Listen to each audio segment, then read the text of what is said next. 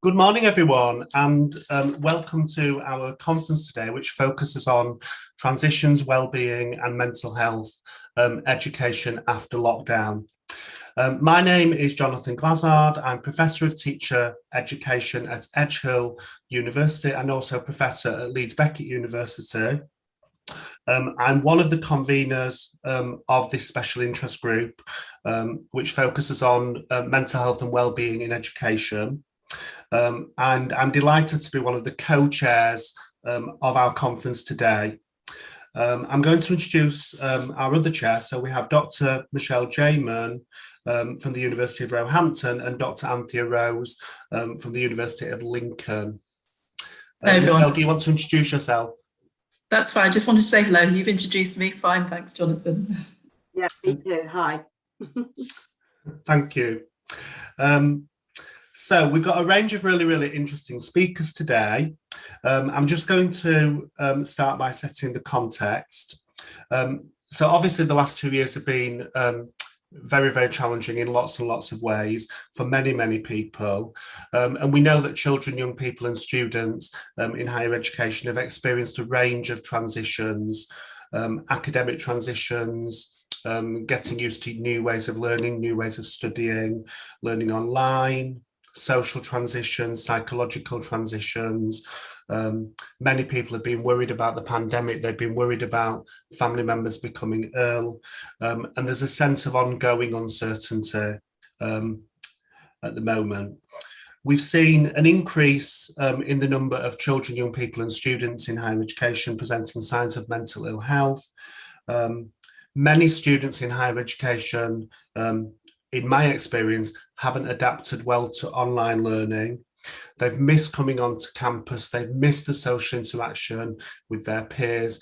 They've missed out on the university experience, and they haven't enjoyed that experience. And of course, now life after lockdown. We're seeing an increase in the number of children in schools that are getting COVID and schools are going back into bubbles, etc. And again, there's this sense of ongoing uncertainty. So what does this mean for education? What does this mean for practitioners? What does it mean for teachers and lecturers? There's ongoing uncertainty, which has created anxiety for students. Many students in September were relieved to come back onto campus. They missed out, they missed the social interactions with their peers, they missed the social interactions with their lecturers. There was a sense of relief to finally be back on campus and to enjoy the student experience. However, many students are still anxious about going into lecture theatres.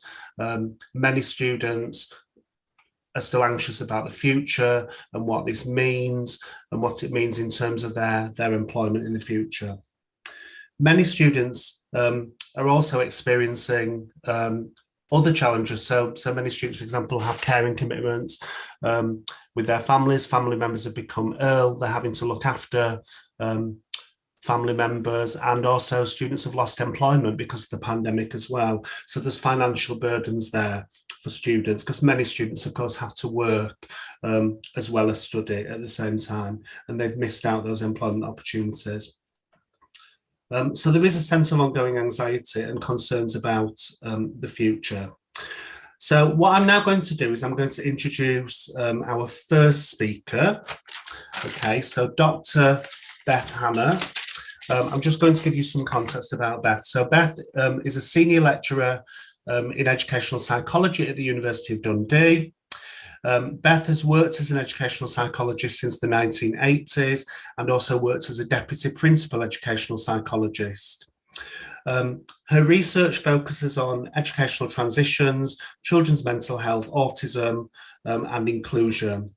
And Beth's presentation today is going to focus on managing transitions in a psychological manner. I think I've said that wrong, Beth. Beth, do you want to come in with your, I've written down your presentation title wrong. Do you want to come in with your presentation? It's Compassionate Transitions, a Psychological Perspective. Sorry, Beth. You're muted, Beth. Yeah, sorry, I'm assuming that I have my camera on for the presentation as well as audio, yeah? We Yeah, can that's see you, fine, Beth. Sorry? Yeah? Okay. Thanks.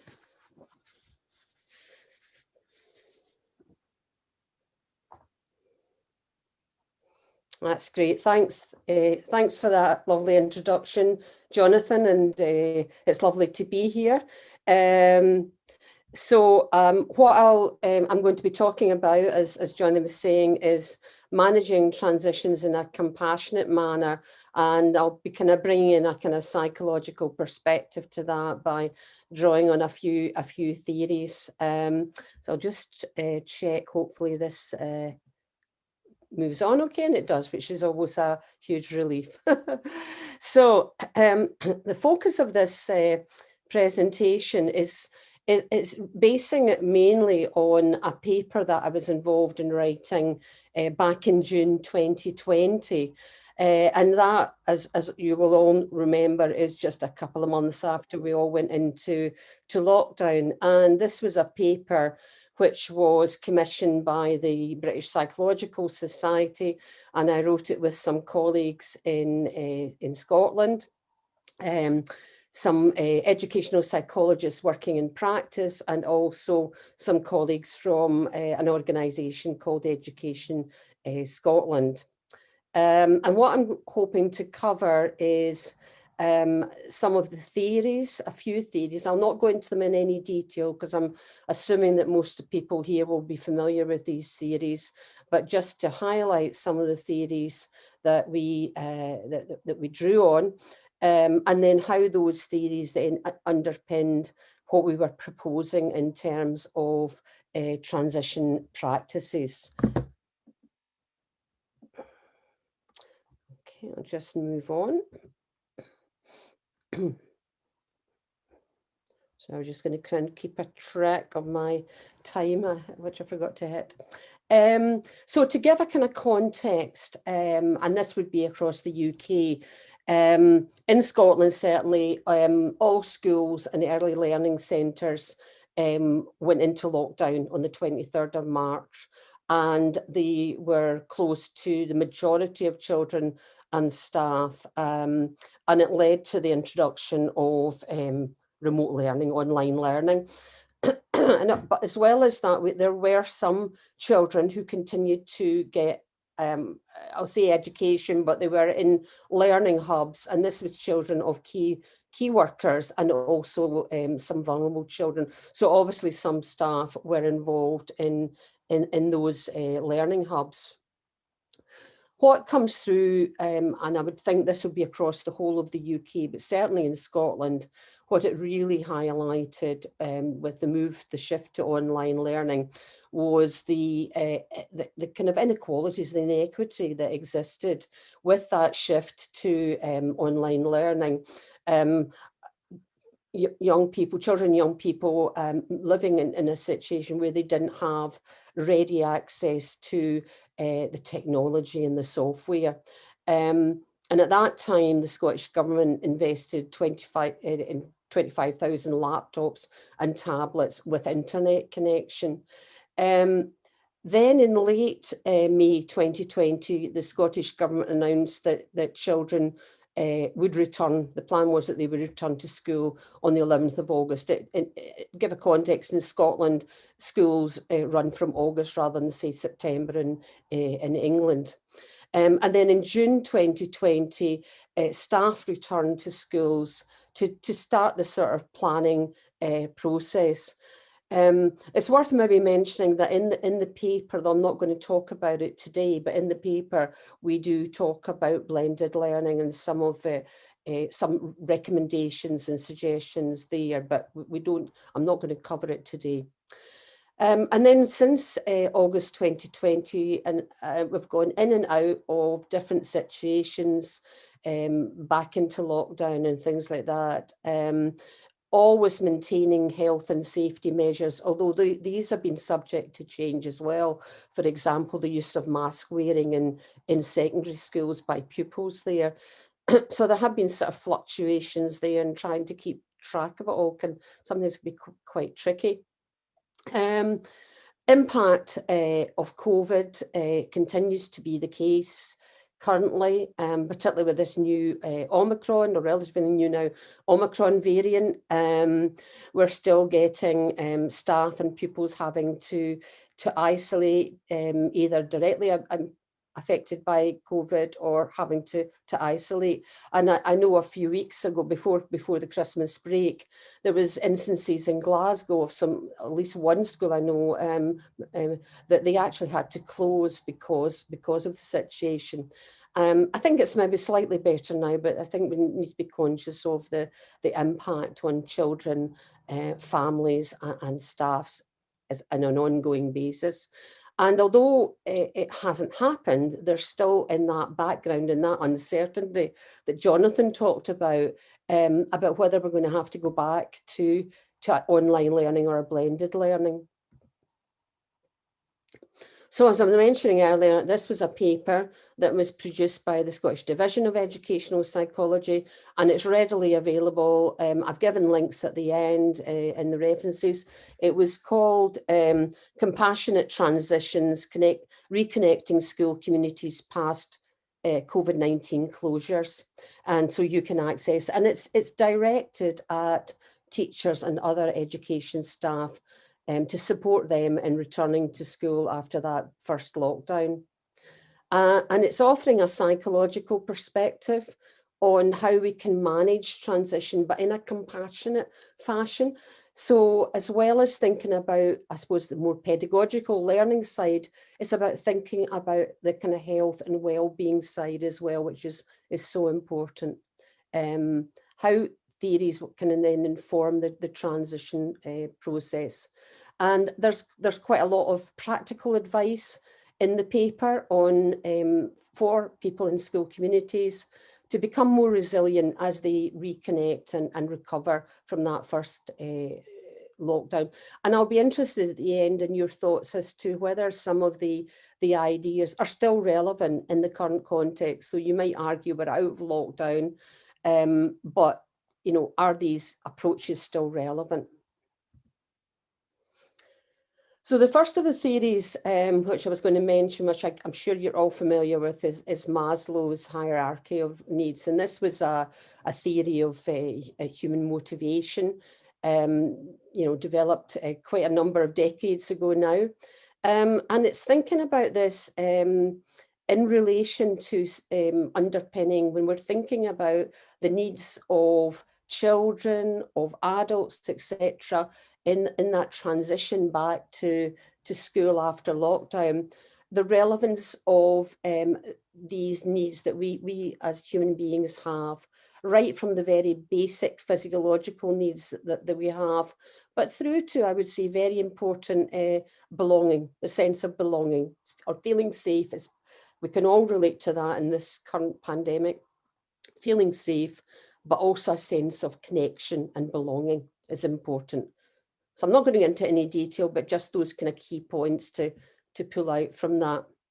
Another theory which I find very useful in my own practice is a self-determination theory. Again, another theory of human motivation and engagement.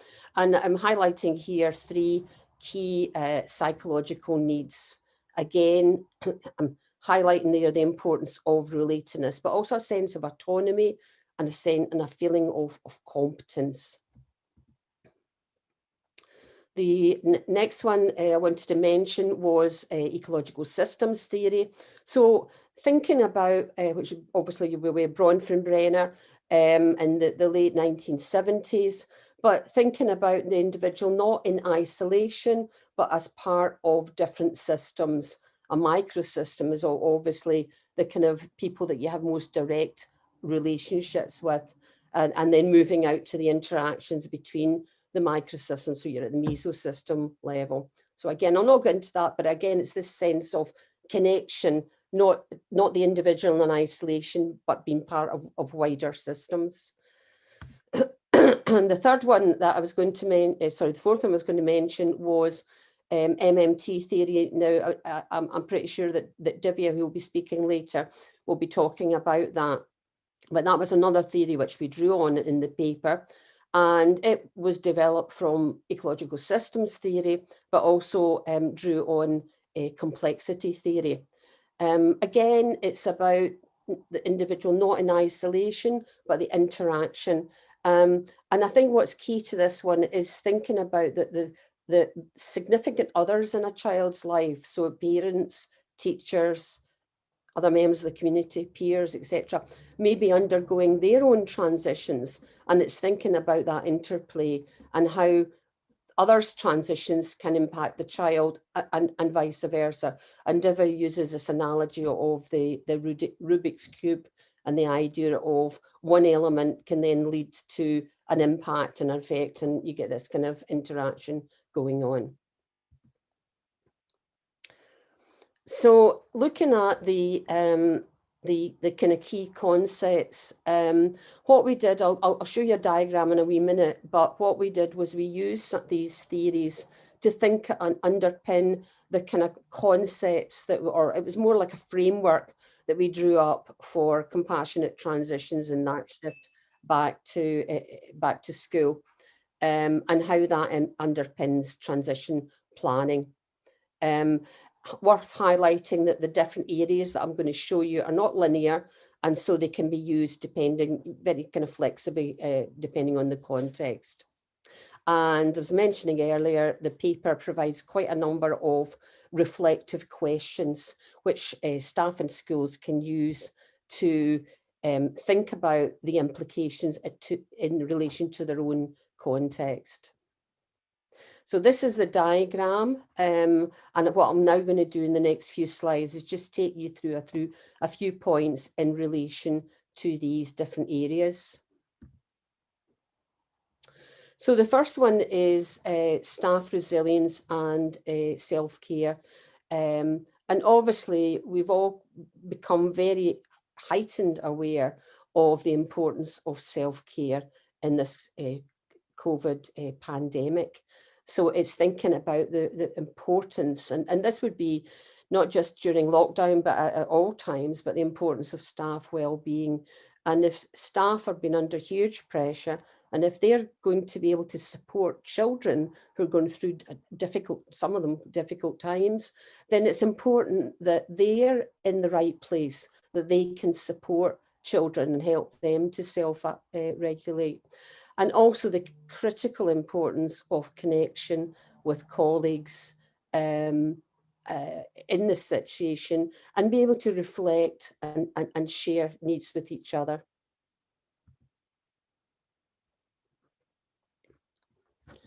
This one is looking at connection and well-being. And this is about the importance of focusing on well-being, staying connected, and having that sense of belonging.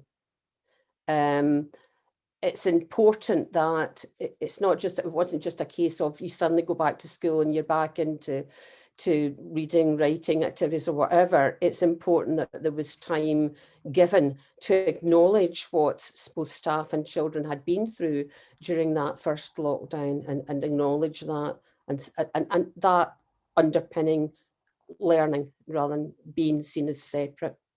There was also a really interesting paper produced by Children's Neighbourhood Scotland, and it looked at the role of third sector organisations, particularly those working in more disadvantaged communities, and looking at the huge increase in demand to provide support. Obviously, we're all aware of the impact of the pandemic on mental health and well-being.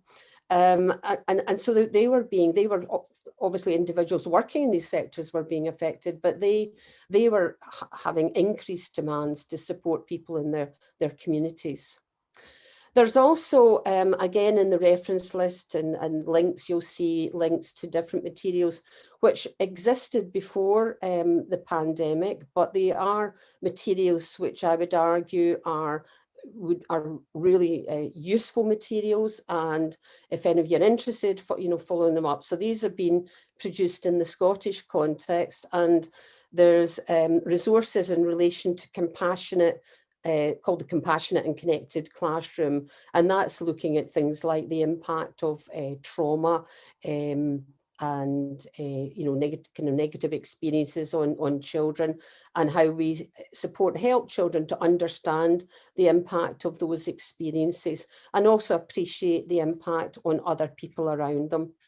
There's also very useful resources on looking at the kind of underpinning principles of nurture as a whole school approach. And then looking at identifying and assessing needs, the importance for each establishment to carry out their own self-evaluation, gather data and monitor how the children are doing. And another thing that I would highlight would be the national practice model, which is getting it right for every child, GERFEC, which developed by the Scottish Government. And that provides a framework for carrying out assessment, and there are particular wellbeing indicators. So it's a framework which is used by not just within education, it's allowing, so like educational psychologists would use that framework working with people in education, social work, etc. And it's sort of kind of holistic approach. It's also worth highlighting that there may be some children who are anxious but are not communicating that in school. And some may find it difficult to return to school. The importance of clear and collaborative planning is the next area I wanted to highlight. The importance of the school values and ethos, and that being clearly communicated. I think what comes through very clearly in this section is thinking about the importance of collaboration, and that's collaboration with parents, carers, but also other professionals. And obviously, as an educational psychologist myself, we would have a role in that, but also other professionals as well. And also the importance of involving children in transition planning, and acknowledging the voice and the importance of hearing what children have to say. And then, of course, we have children who've got specific, within Scotland, we refer to additional support needs. And they would require a more individualised approach to managing the transition. So we think about some children who would have required maybe some additional support to manage that transition when they were coming out of lockdown. Okay. So that's really kind of gone through the points that I wanted to raise.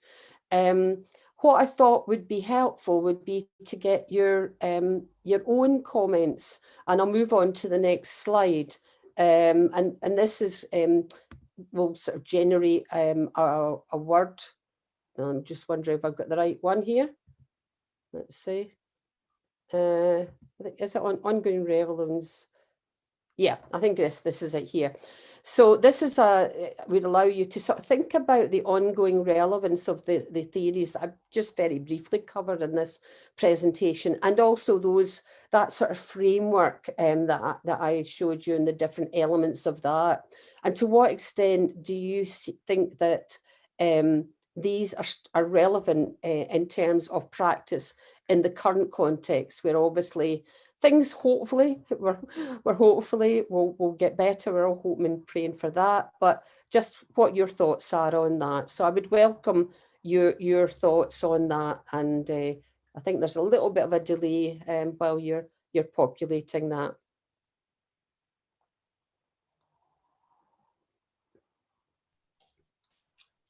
Hi Beth, I think there's a problem with Slido at the moment, so I think the responses are going to come through on YouTube or into or we can do them in the chat actually.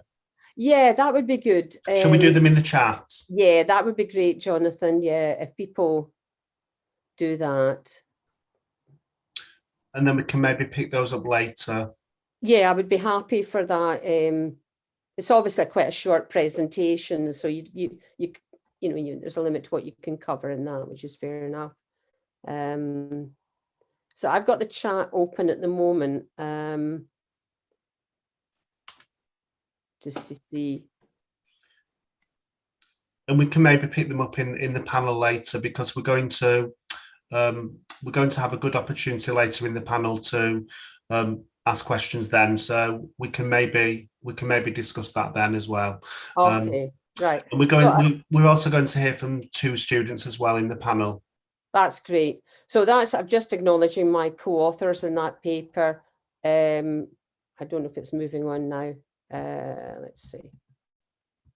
That just, yeah, and I've got the references at the end, and I think there's a couple of pages of references, and then I've given you links there to these resources that I mentioned, the Compassionate and Connected Classroom Health and Wellbeing Curricular Resource, and also the Nurture as a Whole School approach. And I thought it was worth mentioning that there's a recent addition to that, the nurturing approach, and it's looking at supporting inclusive transitions. I thought that was quite a useful one to highlight. Excellent. Thank you. Thank you so much, Beth, for starting us off with that really interesting presentation, raising so many important issues around well-being and staying connected, and all those excellent resources. And apologies for the technical problems, the delights of online conferences, and we will be able to go back to the poll question and also any other questions that delegates have when we have the panel section after the other presentations. So thank you, Beth. I'm delighted to welcome our second speaker of the conference, Dr. Tracy Colville. Tracy is a lecturer in educational psychology in the School of Education, Social and Community Education, She is currently on a career break from her post as Deputy Principal Educational Psychologist in Edinburgh Psychological Services. So we're delighted you've given your time for us today. And Tracy will be talking about supporting young people at key points of transition into work, training and learning. So I'll hand you over to Tracy. Okay, thank you for that very kind introduction, Michelle. I work with Beth at Dundee, and we were both part of different groups working with the BPS at the outbreak of the first outbreak of COVID. And I joined the Working Differently group. So I was working with a range of occupational psychologists, academic psychologists, and we were tasked to produce public-facing documents giving guidance around different aspects of work.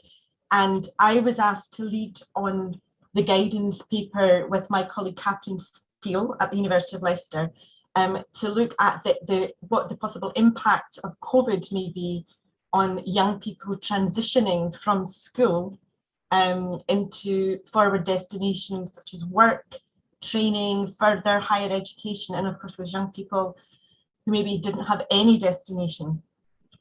So that was our task. So what I'm going to do, one of the key points I want to do with this presentation is to show that we obviously, the psychologists who were involved in this piece of work, were using our knowledge of the evidence base and pulling this together to make advice and resources and supports available in an accessible way to young people and to those people who are supporting young people. So hopefully I'll get that message over today.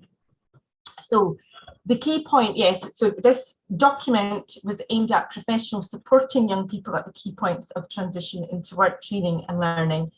And we think, and we've since been told, it's of interest to teachers, lecturers, educational psychologists, career advisors, all the group of people who work together when young people are transitioning from school into further destinations. So our experience of doing this was the realization of how we actually do need to work together more, all the different disciplines in psychology. We did think this was our moment at COVID, and we thought, right, come on, we've got to step up to the mark here and share what we know about psychology and how it can support a whole range of people during this very, very strange time where we're going through. And it was the importance of public engagement. How could academics and practitioners engage in this rapid response to disseminate psychological advice and to actually apply psychology in real time to make a difference. So what we were really pleased about and surprised was the amount of, when this document was published and launched, at least 3,000 downloads. So it was telling us there was a need out there, and it led to further invitations to speak to a whole range of people. And I had several engagements with the media as well, and like radio interviews and so on. So it really did. It was the first time. So as a practitioner, I'm working with children, young people, educationists, but this was the first time I had this interaction of being an academic, representing the BPS, and interfacing with the media. So it was very important for me. So at the point of COVID, this press release went out saying, BPS calls for action to protect young people's futures amid the impact of COVID. So Catherine and I were tasked to produce this document that would capture what were the typical experiences of young people transitioning out of school, and then what was going to happen to those young people during COVID. So we looked at the potential impact on their learning, training and employment opportunities. So we were very aware of the effects of economic downturns on young people. So at the same time, we were talking about the current present, but also looking back and looking to the future. We were very aware of the social inequalities, that there were many vulnerable communities at risk who would have probably more adverse experiences during this time. And of course, the whole theme of this conference, we were extremely worried about the mental health and well-being for all young people, their need for psychological guidance and support, and how we would enable progress in these changing and very challenging situations. And the word uncertainty keeps coming up again and again, and people being stuck, not knowing where to look, and just almost, some people told us it was like being frozen and they just didn't know where to go next. So we knew this was the context in which we had to produce a document that was going to be genuinely helpful to people. So we looked at what would some of these experiences for young people be. So a whole range of psychological responses to uncertainty, the disruption to the typical rituals and rites of passage that young people go through when they're looking forward to increased autonomy and maybe going away from home for the first time and looking forward to more independence. And that was disrupted for many young people. So because of that, there was a sense of loss and hopelessness, and the experience of fear and anxiety. It impacted on motivation. Beth was talking about self-determination theory, their sense of agency, self-efficacy, connectedness. They weren't in touch with their peers in the same way. They probably weren't in touch with the adults in their schools who would have been supporting them. And therefore there was reduced access to support and guidance as well. So when you look at this in its totality, it was a very, very scary time for young people and for those adults supporting them. So I won't linger too long on this because Beth did a beautiful job talking about the psychological theories that's underpinning this evidence-based approach. So in the document, if you wanted to look at that, we also talk about self-determination theory, ecological theory, and Divya's wonderful concept of the multidimensional aspect of transitions. And that was really important here because what we had to think about writing this document was that the adults supporting young people at this time were also going through a lot of these psychological experiences, and therefore their capacity to support the young people going through was probably compromised as well. So that this idea of the multidimensional aspects of transitions, we were all going through transitions, and some of us were trying to support others whilst recognizing in ourselves we were also experiencing things. So what we wanted to focus on was, given that some families may have been compromised in supporting young people, how could we write a document, a resource document that could support professionals who would be supporting young people at these key points of transition. So what we wanted to talk about was how can we genuinely respond to the needs of young people? How could we enable progress in these changing and challenging times? So we wanted to emphasize the agency of young people, their creativity and their enthusiasm. We know young people have this in abundance, and we thought it's really important that that is harnessed and acknowledged and prioritised, whilst acknowledging the challenges as well. We were wanting adults to support young people in this idea of controlling the controllable, that there's a lot of things out there we can't control, but what is within our agency to control. We wanted to acknowledge the strength-based approach. What are the strengths and interests of young people, and supporting them to find solutions to their current problems. And there was a great deal of discussion in the whole group about really genuinely engaging with young people, and they actually should be helping us write this document, respecting their views and adopting this future-focused narrative. So this building up this hope that things will change, that things always change and change is okay, and co-creating new resources, supports and pathways with young people. So it was I remember that was a very important part of our discussion, that we had to keep emphasising that change is always happening and things will get better in some way. So then when we focused on how are we going to give guidance to the adults who are supporting young people, so we were saying we need to be communicating in an open way and raise awareness of opportunities, keep abreast of the changing context. It's really interesting going through this now, because here we are again, Jonathan said at the beginning, and we're still in this period of uncertainty and a changing context. So it's more important than ever to keep online channels of communication open, maintain boundaries, ensure safety, noticing when a young people need extra support, clarity of how to access that support. And of course, as Beth was mentioning as well, we know there were lots of at-risk vulnerable groups out there, young people with disabilities, people who've experienced trauma, and lots of people who are experiencing bereavement. So we know there was a huge demand to give support to these people, but it wasn't always available. So what we then focused on, so this is where the ecological theory comes into our document and what we were telling people. If we are genuinely going to have a framework that supports young people, not just at this moment in time as we're still experiencing the pandemic, but beyond that, we need a coherent transition framework. So what we were thinking about was we need to provide accessible support and guidance via linked pathways. We need to focus upon individual resilience and the support people need, but also institutional responsiveness and policy reflexivity. We need to emphasise the fact that young people will form, and they will form, the basis of future sustainable, prosperous economies. So we need to enable them to be able to step up into those roles. We need to develop aspirational models for post-school transition pathways, and I'll show you one that we put together based on what's going on in Scotland. And in our document, as Beth was saying, we applied evidence-based psychology to develop resilience and a positive mindset, and we listed pages of resources and links to enable adults and professionals to support young people at this time. So I'm going to talk to you about this diagram. So as I said, I was the only Scottish person in this working group, and I was the only person working in an educational context.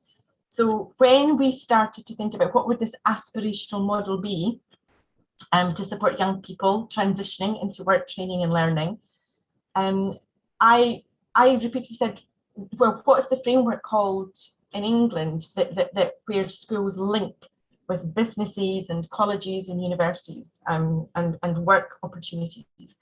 And what I realised was each maybe county in different parts of England maybe had systems, but there wasn't an overall link. Now Scotland's much smaller, so what we do have in Scotland is something a government organisation called Skills Development Scotland, and they link with every secondary school in Scotland, and they work with young people and parents and professionals in the school context to ensure smooth transitions. So of course that was disrupted as well during COVID. So that was our starting point. What would this overall framework look like, regardless if it was Scotland, England, Wales or whatever? So the first thing we looked at was we really need to have very, very good quality online resources at national and regional levels. So we were thinking about linking digital services, having a one-stop shop approach for young people, making it very, very accessible, marketing it very well, and personal accounts for young people. We were then thinking about we need to develop industry-led and technical professional routes into work, more apprenticeships, foundational, modern, graduate, and a far more flexible qualification framework.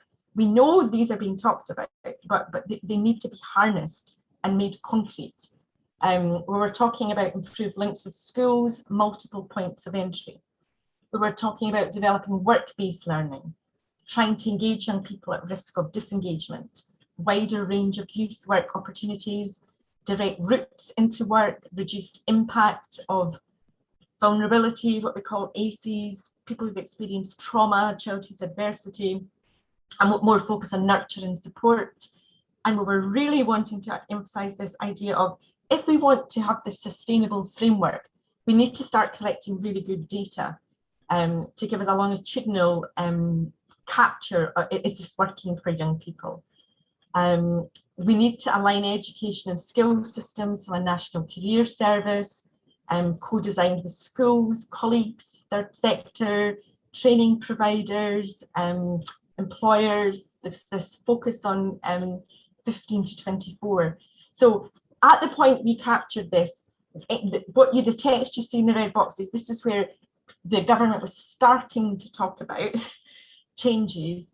But I think we've still got a long way to go. But if we are genuinely motivated to develop this sustainable framework with flexible pathways for young people, we're all going to have to work together a lot better. And engaging in this activity with the working group just made me realise that sometimes we're sitting there with a lot of this information and it's not reaching out. And we're not making the best use of it for people out in society. So going to move on, so during the time I was involved in this working group, we were able to engage with lots of people, and we really liked what these two people said to us. So I'll read it out to you. So part of what this group did was we asked what kind of actions and tools might be useful for young people, parents and employers. So one parent said, my other observation from young people is that they are very much looking at well-being, wellness and portfolio careers more than our generation, perhaps in recognition that jobs will be so different in the future. They will need to piece together a jigsaw of work rather than just being with one employer. Generation Z ideals about the environment and their native use of technology are likely to make their working lives very different to ours. So I think that captured beautifully what we're talking about here. And then this parent was saying, my daughter's considering what her future will hold. We're trying to think of activities we can do together, create a picture of our strengths, ambitions, passions, trying to create a plan. It would be great to have a tool and more information that could help us on this journey. So I think that captures what we need to do for everyone. And then when you start to think about the more vulnerable groups and young people with disabilities, what can we really say about the quality of support and the frameworks that we have out there, and how do we know? I mean, I talked about Skills Development Scotland a few minutes ago. One of the really good aspects of that organisation in Scotland is they do collect lots of data. So I could go onto the Scottish Government website, Skills Development Scotland, and I could instantly access data about short-term and more longer-term impact and onward destinations of young people. I think we need to keep doing that and making that a lot better. So here are just some references for people. So again, Beth, the colleague for Beth and I, Divya, her work on multiple transitions are fantastic. So some references there. And here are a few other references that are in the document, but I would urge you to go onto the British Psychological Society website. There are so many of these guidance documents that were published very, very quickly over a period of time. I was involved in about 6 or 7 publications. Beth was involved in some. There were so many aspects of homeworking and so on.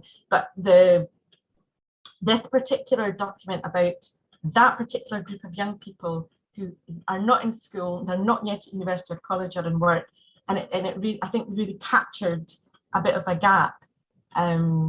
So yeah, hopefully you find some of that interesting, and please go and look at the document if you're interested. So thank you for that.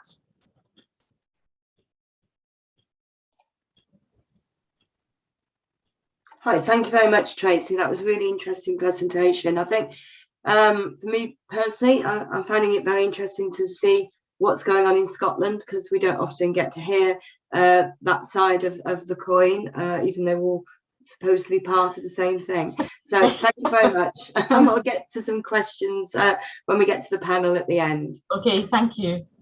Thank you. So now we have a presentation which is pre-recorded from Divya Jingle-Snape, who is also at Dundee University, and she's the Chair of Education, Inclusion and Life Transitions in the School of Education and Social Work. So let the presentation roll on. Thank you.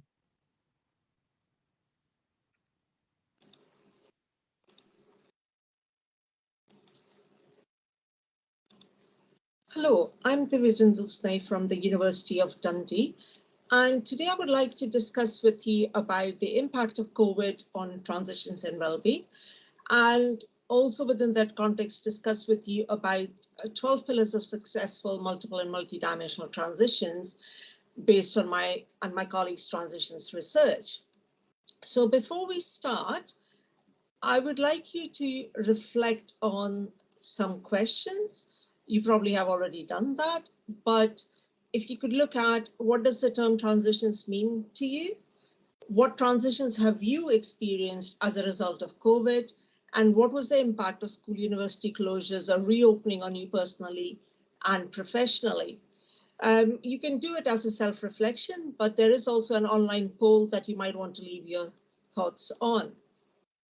So moving on to about my conceptualization of transitions, I define transitions as an ongoing process of psychological, social, cultural, and educational adaptations. And this happens due to changes in context, interpersonal relationships, identities, and other aspects. And these transitions can both be simultaneously exciting and worrying for an individual and others in their lives, and therefore they will require ongoing support. One thing that is important to remember here is that transition is not change, but transition is an adaptation to that change. And transitions are complex and multiple and multi-dimensional.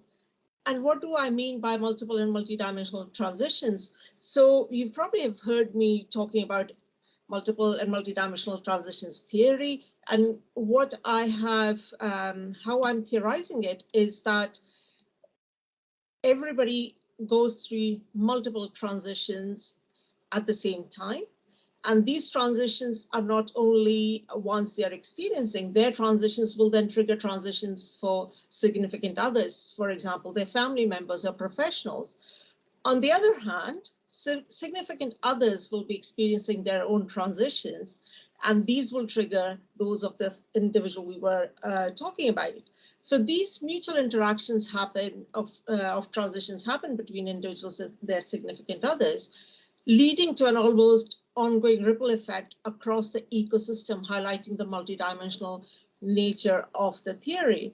And if you think about this on a Rubik's Cube, consider a Rubik's Cube, and there are different colors on the Rubik's Cube, and one color is the ecosystem of an individual, another color is of another individual. If we move the Rubik's Cube even slightly, it doesn't only make changes for that particular color, it changes for other colors as well. Similarly, because our ecosystems are connected, there are likely to be these changes happening for us. Also, these transitions are themselves dynamic, but they're not taking place in a vacuum. They're in an environment that is constantly changing. And we saw that, for example, in the context of COVID, there was several environmental changes taking place. for example, leading to school and university closures that then led to other things happening. And if you look at these, for instance, in this context, you will see that this is a university lecturer who's experiencing multiple transitions, which include thinking about rapidly moving to, at the start, into online learning, to moving to hybrid learning, thinking about her students' placements and how are they going to go forward. Even there were things about risks to people's jobs and things. So there are lots of things happening on a professional basis that she has to adapt to. But along with that, she has a child who's at home. She has to also then focus on home learning for that child. But similarly, she has to be aware of her partner's needs, professional, personal needs. So there are all sorts of personal and professional transitions that are happening for this professional, but they are also triggering transitions for others, as well as others triggering for her. So what we were noticing was happening during COVID times, as all of you know, there was a lot of different things happening, and they were happening very quickly, and it wasn't as if there was a set pattern. And of course, transitions are not linear, and adaptations happen at different times. But even if we look at the timeline of how things were closing and opening up, and the uncertainty that was there, which is carried on with Omicron, for example, and how the teaching is going to happen, how what the rules and regulations will be, and they differ across UK. There is a lot of uncertainty, and within that context, we also have the discourse that has, in my view, a negative discourse, which is not very helpful, about lost learning, and said that children for nearly 2 years have not had learning as planned. However, people are forgetting that there is a lot of learning that's happened because of COVID, and the way teachers and parents have worked closely together to ensure that their children are learning all the time. But if you start thinking about that, so there is about learning, there's about this discourse, there are all these changes happening that nobody can have control over, and nobody's certain about them. It leads to a lot of uncertainty, concerns, lack of communication. And if we look at this research, young people have reported that lack of clear communication about COVID-19 had actually increased their mental health issues. And we also know from research that individuals have a functional need for cognitive closure, which is defined as a desire for achieving a definite and clear answer, that there is no confusion, ambiguity is reduced, uncertainty is reduced, and we have this functional need as human beings, some more than others. But all of these uncertainty that go with COVID and the changes, the transitions over time, of course, then lead to having an impact on our well-being as well. So what I wanted to talk with you about was what we found from our research, these 12 pillars that can help facilitate multiple and multidimensional transitions. Now, of course, some of these can become inhibitors depending on what is available in an individual's environment. And before we go to these 12 pillars, I want to highlight that for successful transitions, not all 12 pillars have to be present or have to be equal at the same time. Also, what we know is that different pillars might need to be prioritized at different times and for different types of transitions. So these pillars, though, are useful for an individual across the life course and when they're navigating different types of transitions. And I also want to emphasize that they're not within person or fixed aspects. They can be and are created and maintained over time. So I'm aware this figure is not helpful, so moving to this figure here, you will see that the 12 pillars, the first one is the multiple and multidimensional transitions, habits of mind. You must have heard about habits of mind, and I'm suggesting that they are important within a transitions context too. So MMT habits of mind, for example, include ability to solve problems, being adaptable, open-minded, being able to collaborate, resourcefulness, comfort with uncertainty, being able to have agency. And all these sort of aspects are ones that can be taught from early years and carrying on. Second one, for instance, is the multiple and multidimensional transitions habits of heart. And again, they can be developed by learning how to adapt to changing relationships that we might have, losing, for example, in children's case, friends or making new friends, and social capital, so the social relationships and networks that might be available, and to be able to understand and manage feelings about transition experiences. And I would say most importantly, self-compassion and being aware of that. So these habits of mind and transitions, habits of heart are, of course, I've separated here, but they interact with each other and they can be developed throughout one's life. And I should say the other pillars are similarly, they interact with each other and they're only being separated here to simplify the discussion. So if we can start thinking about these and what we need for these to develop the multiple and multidimensional transitions, habits of mind and heart, we need to be able to use diverse pedagogical approaches. So our teachers can use diverse pedagogical approaches, which lead to the development of these habits. But alongside that, obviously, like I said, the children's, they will support in children navigating and understanding and accessing their social capital in new classes, new schools, in small bubbles or the way that things have changed, and with new teachers and peers.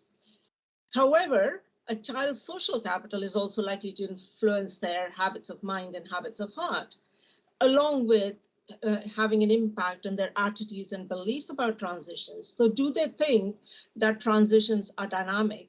Do they think that transitions outcomes can change? So if you like, the idea of growth mindset of seeing things not as fixed, but changeable. And therefore, if they think the transitions outcomes are also changeable in that way. This then can influence the child's perception of their own ability and skills to navigate transitions. Also, the interactions between the child and their environment, they are going to have an impact on their attitudes towards transitions and perception of their own ability as well. And as I was saying earlier, there is this discourse in the environment, and sometimes this discourse is quite negative. Actually, we know from our research, the discourse around transitions can be quite negative in the environment, in the media, in the community, in the families and professions.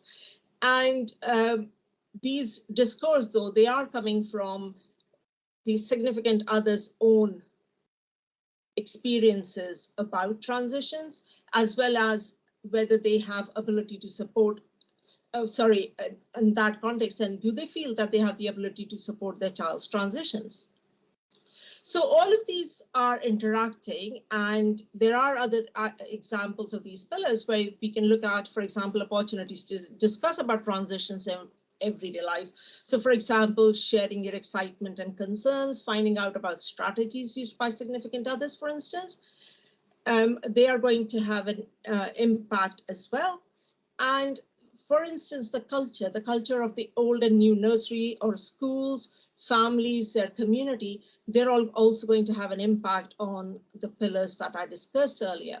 So these 12 pillars, although I've separated here, are of course quite closely connected and interact with each other. And I'm going to only focus on one of those pillars here. And within that context, I'm going to look at self-compassion, which I was saying transitions, habits of heart. And talking about self-compassion is quite important because we're looking at well-being, and we're looking at well-being not only of the children, but also the professionals, the families who are supporting those children. Because unless we have good well-being or health, we might not be able to support other people. So in terms of self-compassion, what that is it's instead of mercilessly judging and criticizing yourself for various inadequacies or shortcomings, self-compassion means you're kind and understanding when confronted with personal failings. After all, whoever said you were supposed to be perfect? And we see, for example, we see in our research that people start seeing that difference And as this university lecturer says, I realized that it is not just working from home, it's working from home during a pandemic. So giving themselves some space and understanding that it's not business as usual, because you are doing it in different circumstances. So this transitions habit of mind, habit of heart, I think is really important for all of us. And there are some links here if you would like to see how self-compassionate you are. I undertook this quiz and it is quite revealing and quite interesting to find out. And that then helps you in looking at what you might want to do to enhance your own well-being and what you can do with children and your own students, for instance. And there are some exercises as well. So basically, COVID-19 has led to lots of uncertainties. The normal way of working are not normal, and despite nearly 2 years, everything still is happening. There are new things developing, new variants coming, new rules and regulations coming, which change all the time. And it's important, though, when we are looking at coming out of lockdown, but again, hybrid situations and different types of learning and teaching that's happening, it is quite important that we do consider these 12 pillars of multiple and multidimensional transitions, because these can be cultivated, these can be developed, and they can really help us during all the transitions that we experience, but also during COVID time transitions. Okay, I would like to end at that. Thank you very much for listening to me.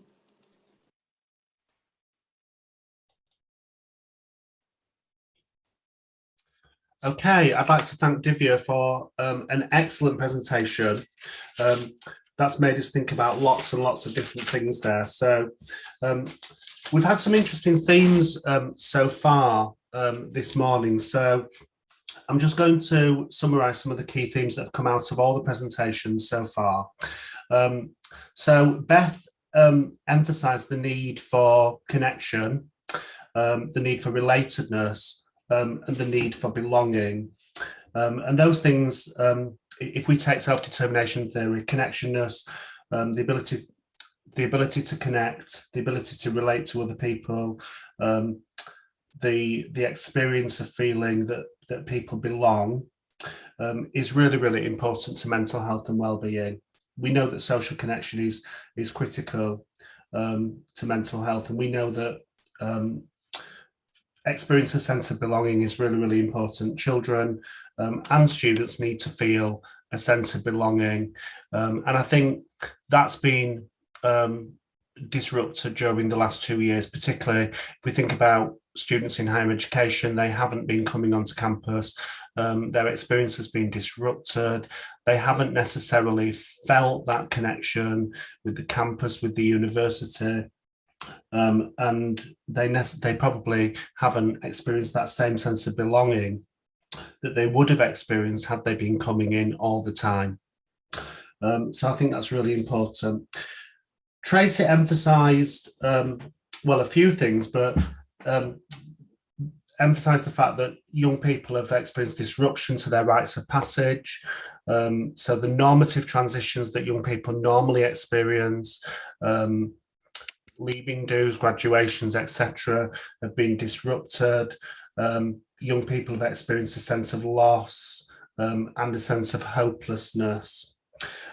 However, Tracy got me really, really excited when she talked about co-creating a narrative of hope with young people, and capitalizing on young people's creativity and energy, and developing, changing the narrative, shifting that narrative, because we can all catastrophize, can't we? And I think, we've done that. We've done a lot of that over the last 2 years. We've emphasized the negatives. We've focused on the challenges, but actually it is within our power to kind of shift that thinking and shift that discourse, and now focus on creating a new narrative and focusing on hope, and building on young people's energy and creativity. And I think that's really, really important, having a positive mindset. And I really liked what Tracy said about emphasising things like work-based learning and apprenticeships.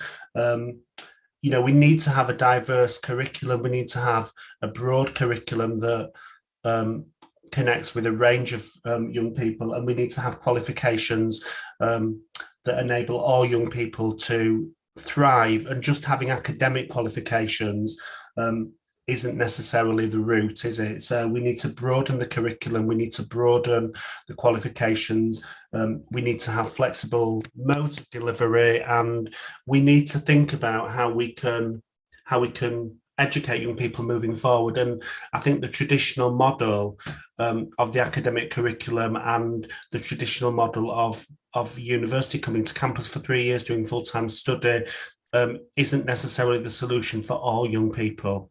So we need to be having flexible modes of delivery. We need to be looking at maybe distance learning provision, maybe blended provision, hybrid provision, and having diverse qualifications that appeal to all young people. So shifting that discourse and changing a tragic narrative into a positive narrative is really important.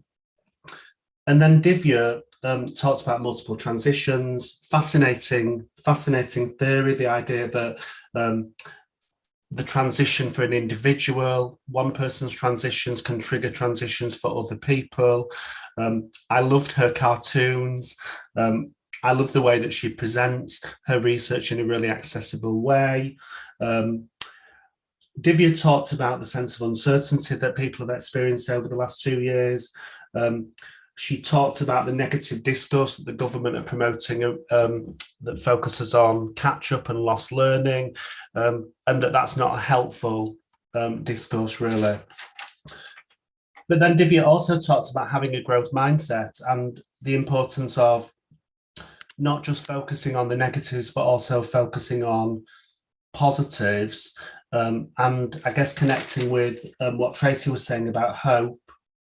Having that narrative of hope, having a growth mindset, so that can support individuals to navigate those negative transitions, so that when individuals do experience failure, if they've got that positive thinking and positive mindset, then they can get through that, and they can deal with those challenges, because actually they're learning from those experiences. They're not catastrophizing. They're not thinking that it's the end of the world. They're thinking that there's always hope. There's always a future. We can always improve. Yes, things have been difficult. Yes, things have been challenging, but things are going to get better. And we are going to emerge through this, and things are going to improve. It's going to take some time, but things will improve. And it's just having that positive mindset that will help individuals to manage some of those transitions, I think. And then Divya also talks about having self-compassion, so being kind to yourself, and I think that's really important. Being kind to yourself. I mean, we've experienced such difficult challenges over the last 2 years. Things have been difficult, but actually we need to be kind to ourselves. And when we experience failure, if we just reflect and be compassionate with ourselves and kind to ourselves, then we can move forward.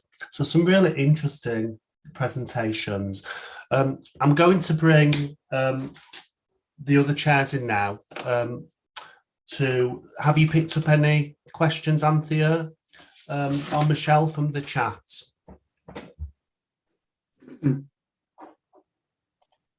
Hi, Anthea. Hi, yes. There's a question from Fengling for Beth. She says, partnerships with parents is so important in the COVID context. And I think this is an interesting point. There's been a little discussion going on the chat, but I wish that there was more support for parents from third sector organisations. You mentioned to mediate school and family needs. So that's a point that Fengling's made, but I was wondering, Beth, is this something that anybody is looking at? Does anybody know if there is?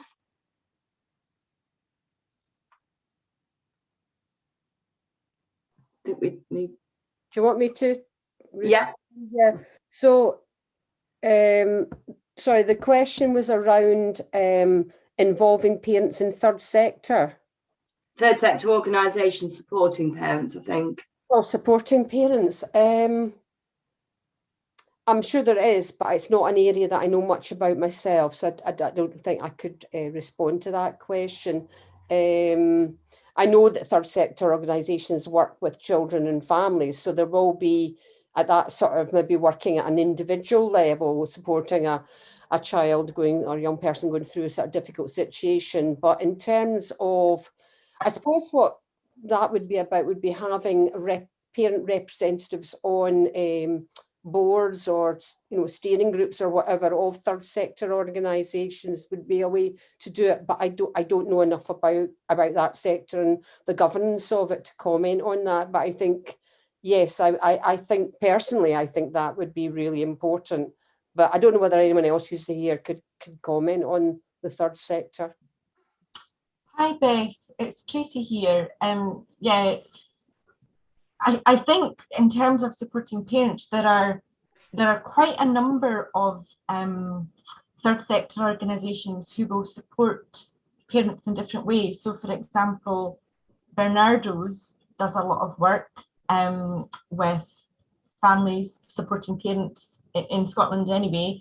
There are also organisations like things like Parent Zone, and there's an excellent organisation called Inquire, which supports parents of children and young people with additional support needs. So my experience as a practitioner is that when an issue or a need arises where parents need support, the key professionals around that family will usually be able to signpost parents to a whole range of third sector organisations. But I think it's quite varied though, depending on where people are. Thanks, Tracy. That's interesting, isn't it? Because we're all focusing on the children and the schools, but there is the wider context of how, particularly in disadvantaged families and struggling families, how the parents are coping with the COVID thing on top of the usual transition processes that their young people might be experiencing. Exactly, yeah.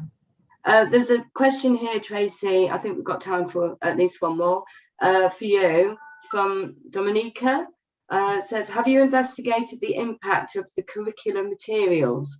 And if so, what have you found? I haven't personally done that, but I know people have done it. And I know work has been published. And I recently, actually, there was 2 PhD studies undertaken in Scotland looking at the whole curriculum. In Scotland, it's probably third year and fourth year, and what are young people taught at that time about transitions and so on. I think some of the research is quite favourable, but I think there's always a need for, it's always the vulnerable groups that come out. It's, there's always the young people who have, resilience anyway, and they respond well to the curriculum materials. It's always been thus that the more vulnerable groups, the groups who need this support more, who need that input from the curriculum, are the harder to reach. But I think people are looking at ways of engaging young people whilst in school, thinking about transitions. Yeah. Lovely, thank you. Just before we move on, Ellie has posted in the chat that they're a third sector organisation led by parents and carers. Co-production is already underway via their Parent Carers Forum, but there is also a huge amount of other organisations out there too that are doing work with parents. So thank you for that, Ellie. Excellent. So that was a very interesting little interlude. If you're wondering why, we did stop there for a little pause because with the technical issues, we haven't been able to use the polls as we'd like to. So we were a little bit ahead of time. So we're bang on schedule again now. And please don't worry if you haven't had a chance to ask a question so far. We will have plenty of time after our final presenter. And I'm delighted to welcome Dr. Claire Fox, who's a reader in educational psychology at Manchester Metropolitan University, and she'll be talking to us about primary secondary school transition under COVID-19 and exploring the perceptions and experiences of children's parents, guardians and teachers. So over to you, Claire. Thank you, Michelle, and thank you for inviting me. It's great to be here. So I'll be talking about my research on primary secondary school transition under COVID-19, which involved exploring the perceptions and experiences of children, parents, guardians and teachers. And this built on our previous research looking at primary secondary school transition pre-COVID. So I conduct this research with Charlotte Bagnall at the University of Manchester and Yvonne Skipper at the University of Glasgow. Next slide, please. So we know that school transition is significant. It's a major life event whereby children face many changes. So at the same time that they're navigating this change from primary to secondary school, they're often going through puberty, and they're also often facing national assessment tests. And of course, when March 2020 happened, they had COVID-19 to deal with as well. So they had this additional stressor, which meant lots of additional uncertainty. But it's important to recognise that there are individual differences, as this quote sums up. So transitional periods in the lives of children and young people are times of threat, but also opportunities for change. So for a lot of children, it's pretty straightforward. They'll start school, they'll make new friends, they'll get used to a different style of teaching, a different routine. But there's no doubt that a significant minority of children really do struggle, especially if they're lacking certain coping skills or lacking support from an adult in their lives. Obviously, we make lots of different transitions, as we've already seen, especially in education, but there's no doubt that primary to secondary school transition is probably one of the most difficult transitions in pupils' educational careers. Next slide, please, Dion. So obviously March 2020, COVID-19 hit, we went into a lockdown. And so because of our previous research, we thought we really wanted to look at this experience of primary to secondary school transition under COVID-19, because we knew that some children would obviously struggle with what was happening. So we decided to look at this. And based on our previous research, we wanted to look at all three stakeholders. So we wanted to explore the perceptions and experiences of children, parents, guardians, and Year 6 and Year 7 teachers. And what we were hoping to do was to actually identify some learning for obviously the here and now. So obviously it was unprecedented. There were key empirical and practical gaps on how to support children during this time. But we also thought that it was an opportunity to actually get some learning to take forward, to think about how we can actually do primary to secondary school transition differently. So the idea was to conduct a series of online surveys, and we obviously wanted to turn it around quite quickly. So to actually feed those findings into the transition preparations for the next academic year. So we decided to conduct the survey. I think the last time we looked at the data was sort of January of last year. So we were able to pull together the findings quite quickly and produce an infographic that we shared with schools, as I'll show you later. So you can see there the sample size. So it wasn't as good as we thought it would be, but obviously we were in a pandemic. People had other priorities other than completing our surveys. And for each survey, we had a mixture of open and closed questions. Next slide, please. So I'm going to talk you through the qualitative data. So obviously the open-ended questions elicited some qualitative data, while the closed questions elicited the quantitative data. We have written up a paper, and I've heard this week that we've actually had it accepted for publication in the British Journal of Educational Psychology, and that pulls together the quantitative and the qualitative data. So if anybody does want a copy of that paper, please just contact me and I'll send you a copy of that preprint. So for this presentation, I'm just going to focus on the qualitative data, and we decided to use a technique that was new to us called thematic framework analysis, that some of you might be familiar with. And for me, I think about it as a sort of cross between content analysis and thematic analysis. And it's very good for this type of data. So obviously with a survey, with these open questions, the data you get is quite shallow, it's not particularly in depth. So actually thematic analysis sometimes doesn't really seem quite appropriate. So using thematic framework analysis, which preserves the sort of complexity of the data, still enables us to bring together quite a large amount of data and across all the 3 different stakeholders. It enables us to address a priori concerns, but also allow for emergent themes. So you can see the framework categories there at the top. So the impact on the transition, the emotional impact, what happened before, what happened afterwards, so meeting children's needs pre-transition and post-transition, and looking ahead and lessons learned.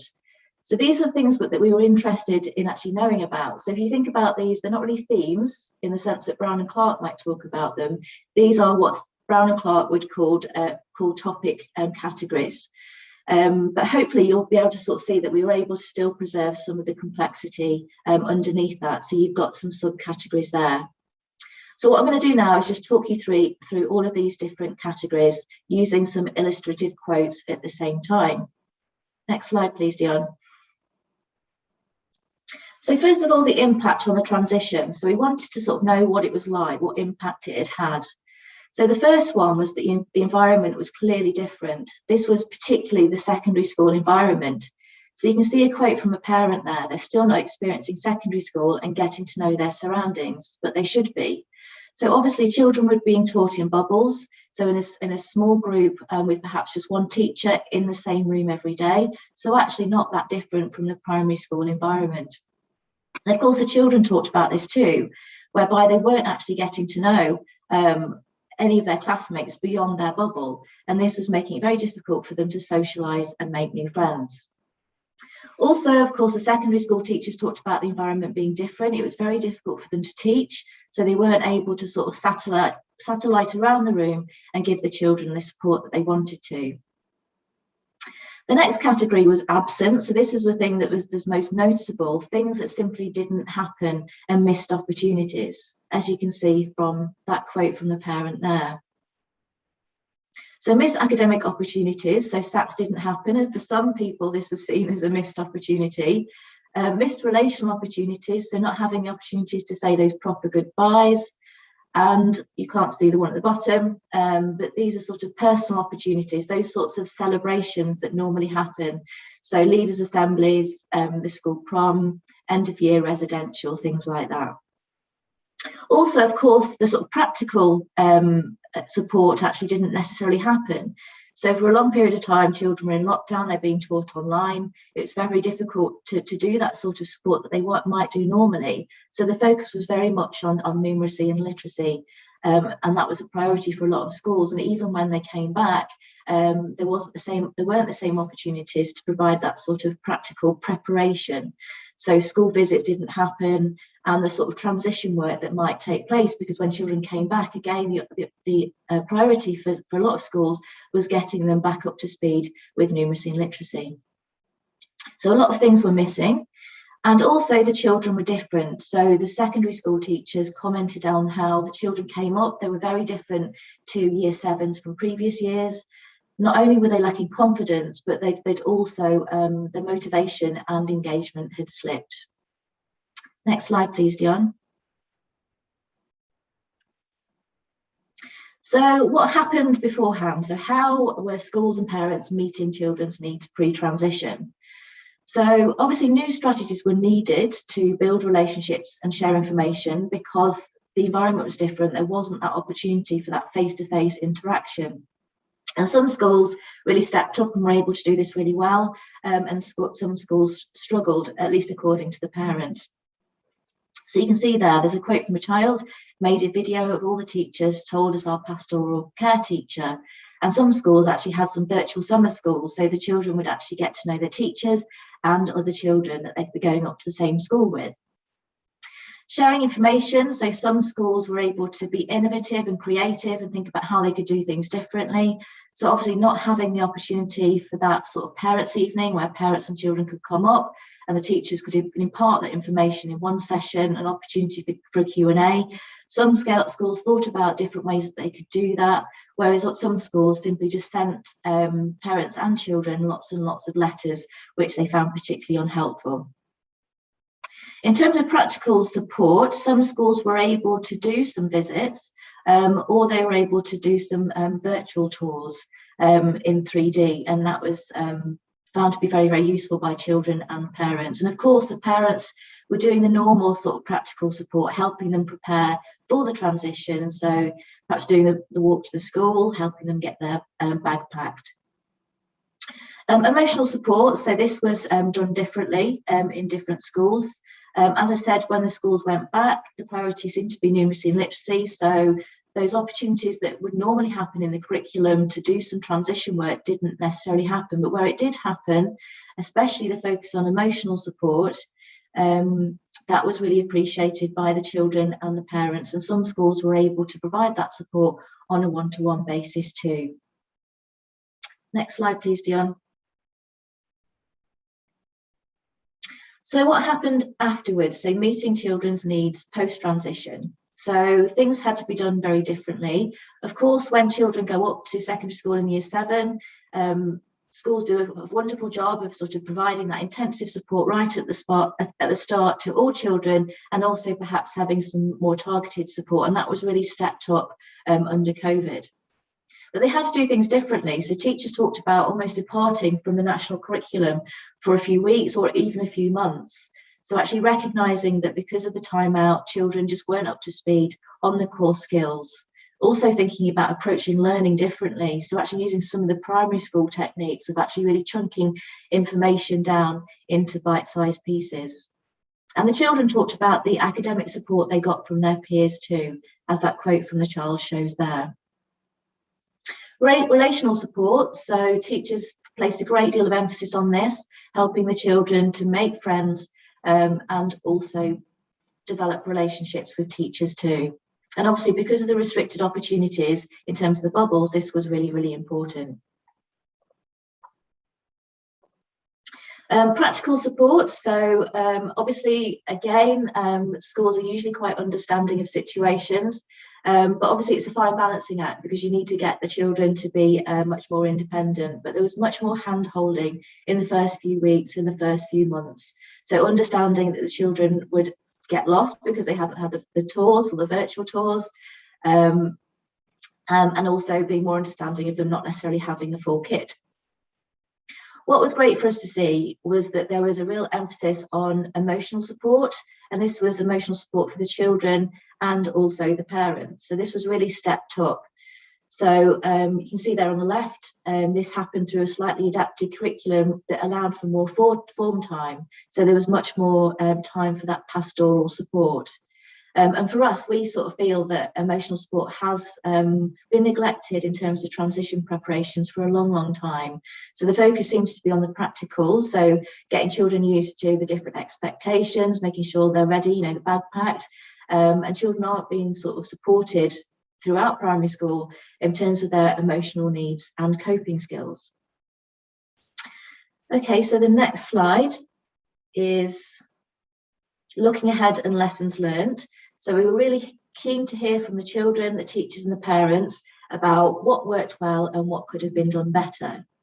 I won't go through all of this. I know it's quite small font, but this is the infographic that I was talking about that I can also send anybody who's interested. And we wanted to enable the suggestions from the children, especially the teachers and the parents, to come through in this infographic. So they were actually talking to other children and teachers and parents as to how things needed to be done under COVID.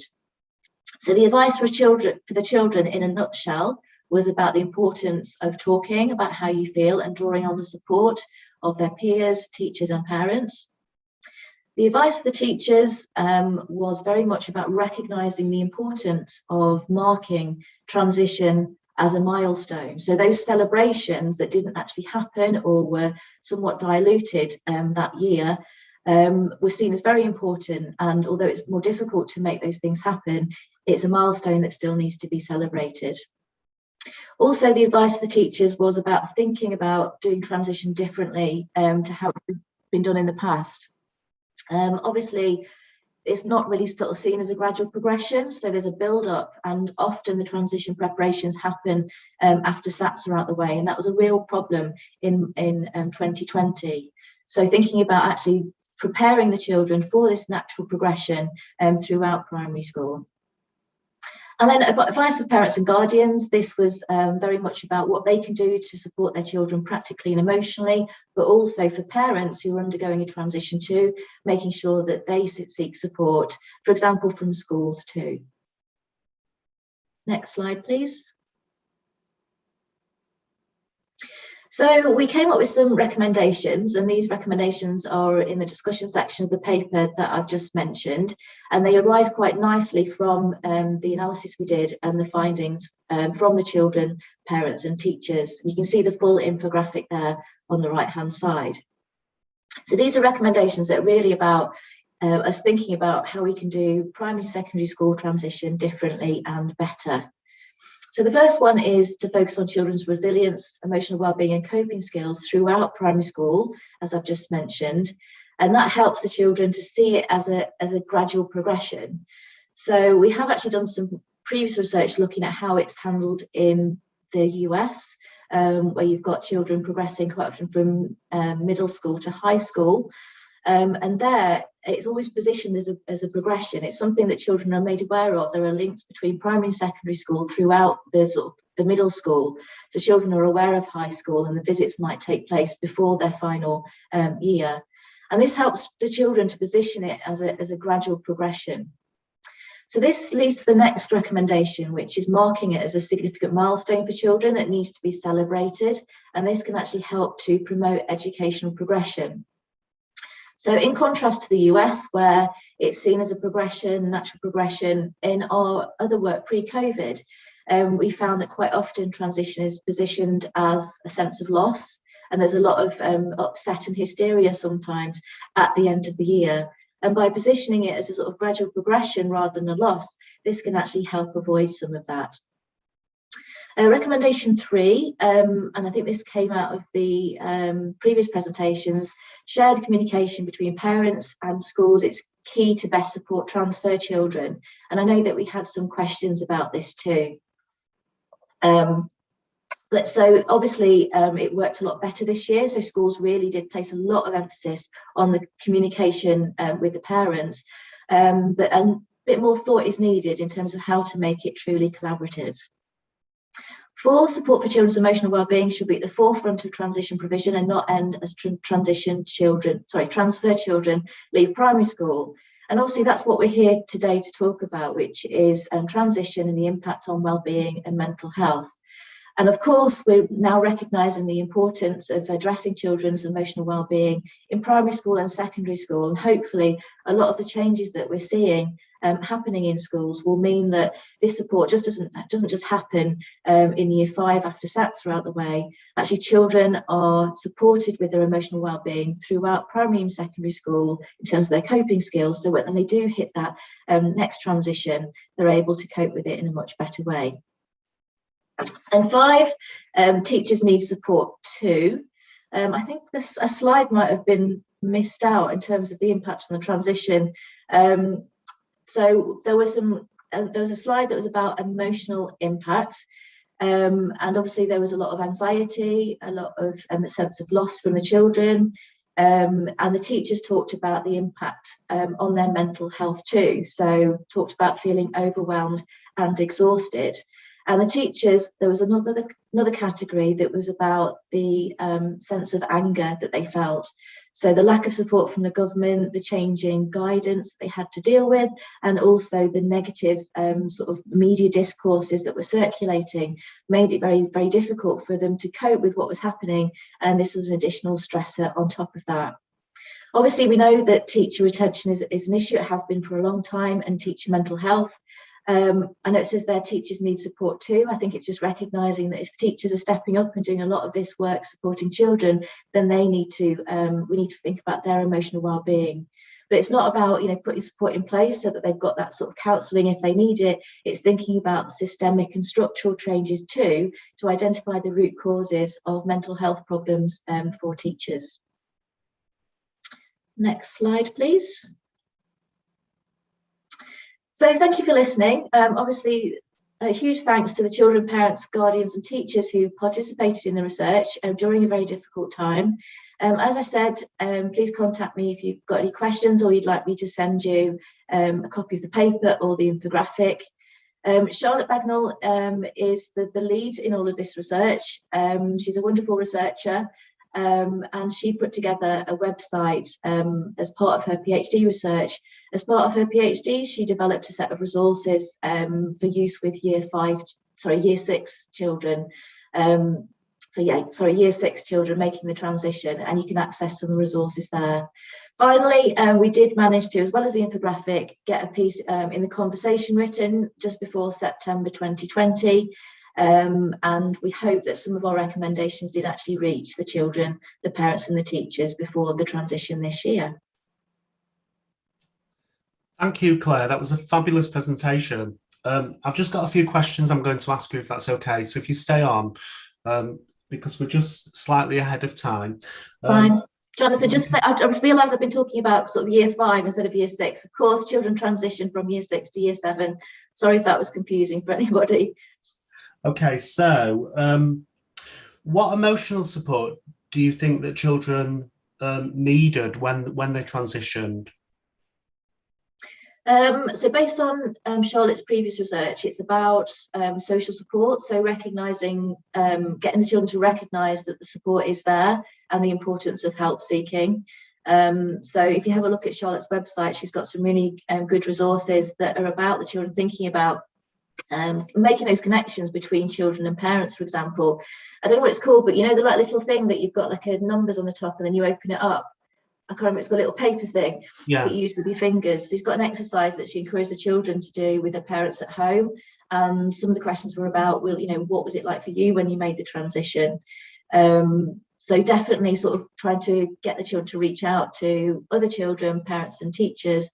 And also, I guess, using a sort of, CBT model as well. So she's got some activities for the children around a shark, which is about getting them to think about any unhelpful thoughts that they might have.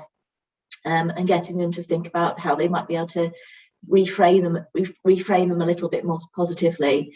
We did recognise that it's a really fine balancing act, because the children want to have some preparation. They want to know what it's like. They want to know that it's potentially a bit scary, that actually they might get lost.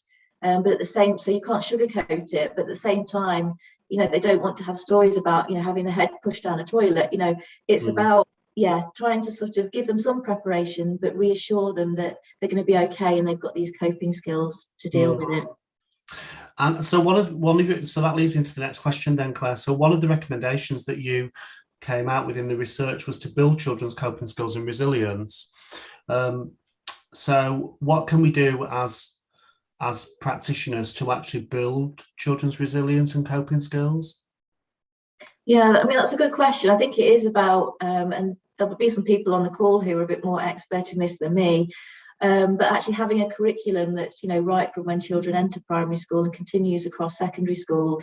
And it is about, as I mentioned, some of the techniques that Charlotte's developed, perhaps following that sort of CBT model, where we're getting them to, you know, think about how they can sort of cope with situations a little bit better, which might be not necessarily always sort of negatively framing situations, thinking about, if I did hit this problem, what could I do? You know, obviously there are maladaptive and adaptive ways of coping. But the question for me also raises the issue of, and it came about in our paper when we were making the recommendations, sometimes when you say that, you know, children need better coping skills, it's putting a lot of the problem onto the children, when actually, you know, systems and structures can change in schools to make transition a little bit better for children, which might be getting rid of those national assessment tests in year 6, which might mean, supporting schools better, making sure that teacher mental health is not at such a low point. So I don't know if that addresses the question. I'd be really keen to. Yeah, that's really good. I think building it into the curriculum is really, really key. So building resilience into the curriculum, but also getting rid of some of the issues that actually create poor mental health in the first place, I think is really key. And then one of the recommendations was then just to support teachers' wellbeing. So what can schools do and what can school leaders do to support teacher wellbeing?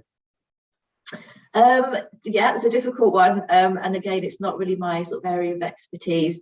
In the paper, we do point to some papers that have pointed to ways of doing this, and I think there is an initiative now from the Department for Education, which is about supporting teacher mental health. But again, I do worry that, and it's, you know, I'm a lecturer. I had the same experience in lockdown myself. You know, we were struggling. We were having to move teaching online. And if we were sort of saying, oh, we're really struggling, you know, the workload was massive.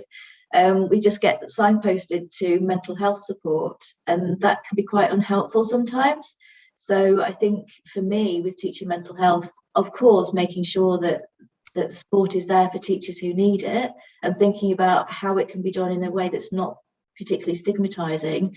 But for school leaders, it's thinking about the root causes for me.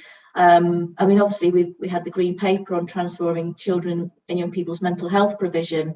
And I remember Psychologists for Social Change sort of responded to that by sort of saying, you know, it doesn't go far enough. It's really not sort of tackling the root causes of child mental health in schools and teacher mental health. You know, schools as exam factories, the situation that teachers are working under, which, you know, are getting worse, not better.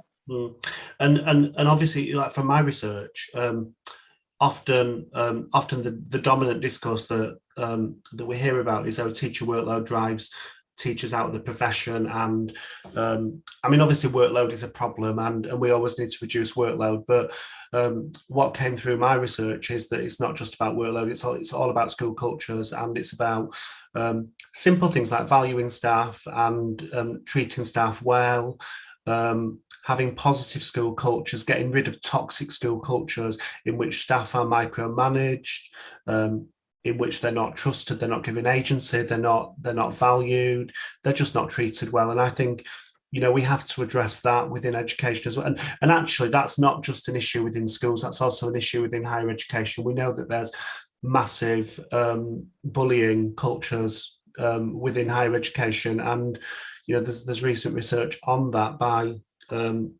Education Support have produced some research on that. So we've got to create these positive workplace cultures in which people can thrive, I think. Yeah, I agree. Sorry to put all those questions on the spot there, Claire, but that was brilliant presentation. Thank you. It's okay, my pleasure. And I'm going to hand over to Michelle now to introduce the next part. Hello again, everyone. Thank you to all our speakers, and that's raised some fascinating points there, Claire, your presentation, and we can come and pick up on those, because as you say, there'll be people in the audience that, you know, will have experience and may want to comment on some of those questions that were posed. And we've arrived at the last session, which is our panel discussion and questions. So we want everyone in our audience, if we were doing this live, it'd be lovely to see you and hear you. I think the questions will come via the chat, but what is really important, and I'm really delighted to be able to welcome two student panellists. We've talked a lot about the impact on children and young people. We've talked about a lot of, you know, recommendations and research that's been happening, and this wonderful work. But what is really important is to hear from the voice of young people. And so we have with us today two students. We have Molly Gravestock from the University of Roehampton and Ben Broadhurst. First of all, we're going to hear from Molly, who's going to talk a little bit about her experiences. So I will hand you over to Molly. Thank you, Michelle. Okay, so hi everyone, I'm Molly. I hope you're enjoying the event so far. So I just thought I'd give you a bit of background on myself. I'm 20 years old. I'm studying psychology at the University of Roehampton, and I'm in my third and final year.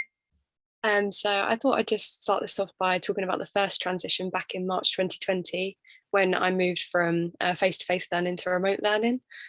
So this was a big change, considering I was in my first year and I just got into the flow of face-to-face learning. But my university did make this easier with resources, and they actually called us, I think, once a month to check in. So that was really nice. It was just a big adjustment, you know, moving from not just the academic side, but the home side, moving back into my family home. I did share a room with my sister as well, and we were both remote learning. So, you know, there's a lot going on at that time, but the university did do a lot to help. And it was just such a big adjustment. And I think, you know, myself and my peers found it a big change. But at that time as well, you know, with deadlines and you're just settling into the university life, it was a lot to take on. But now talking about the next transition, so the whole of my second year was online as well. And then for my third year in September, I've just gone back to face. And I'd say this transition was much easier than the first because it was a lot more to look forward to. And, I was excited to see my peers again, excited to get back into the face, but it also brought along with that a lot of anxiety. I think I can speak for other peers as well, just because there was a lot of restrictions and, mask wearing in lectures and having to social distance. It was just all very different.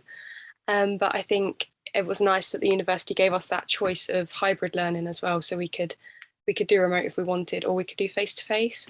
And I know some weeks for me, it was just easier to do some remote and some face. So I think it's really important that students get that option.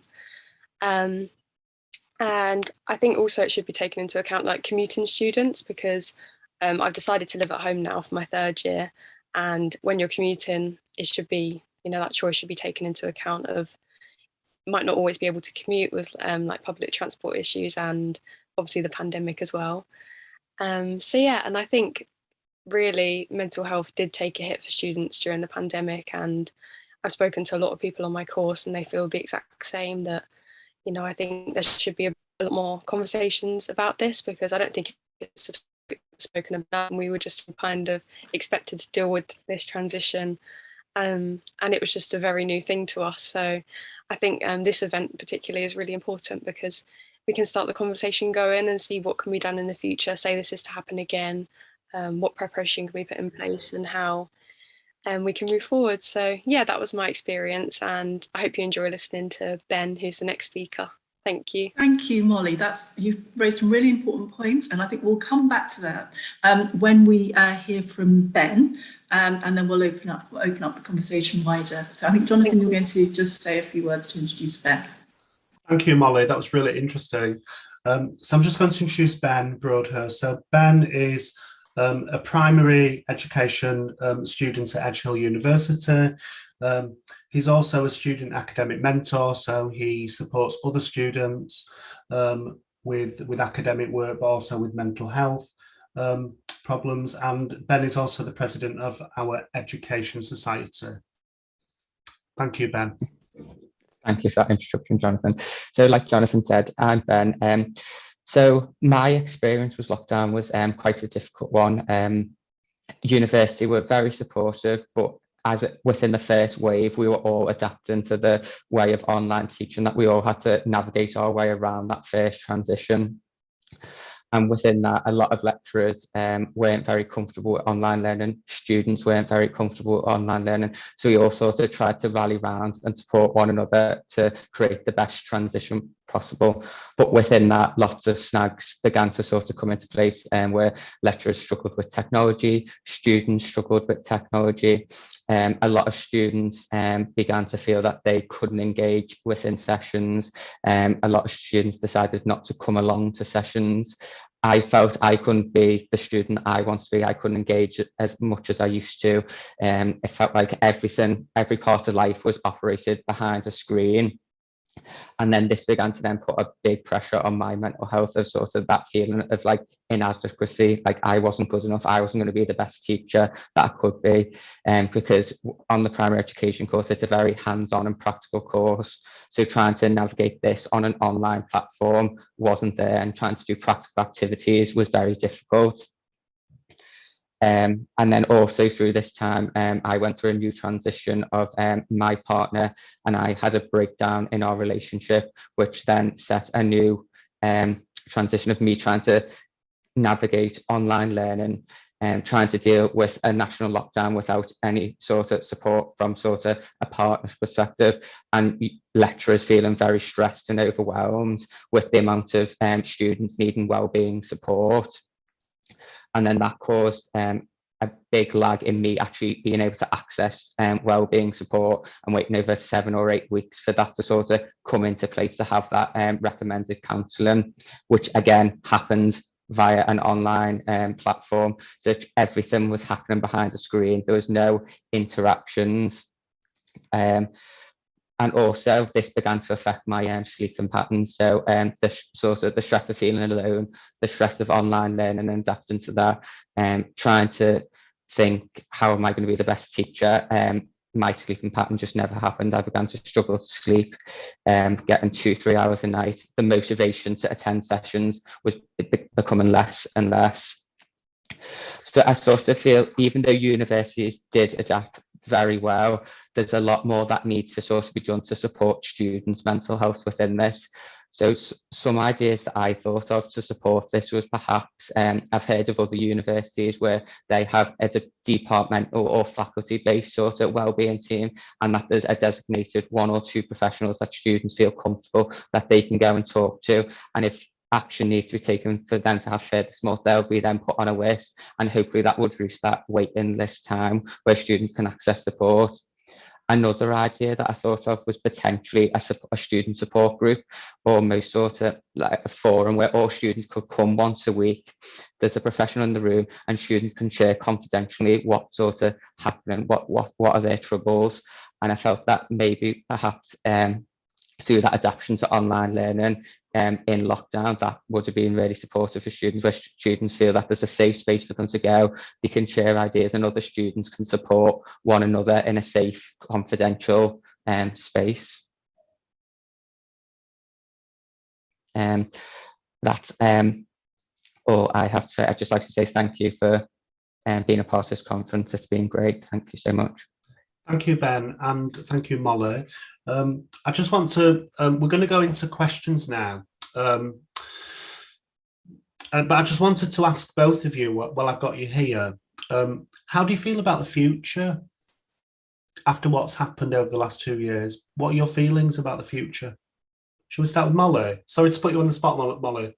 No, that's fine. I'd say quite nervous, but I think excited because it has opened up a lot more opportunities. Like, because I want to go into psychology and like focus on mental health, I think there is a much higher need for that kind of support. So I think, yeah, the nerves are there, and I can sense that within my year group, like, because we're coming close to the end now, but it is an exciting time, and I just hope that we can all get the support that we need to get into the careers that we want.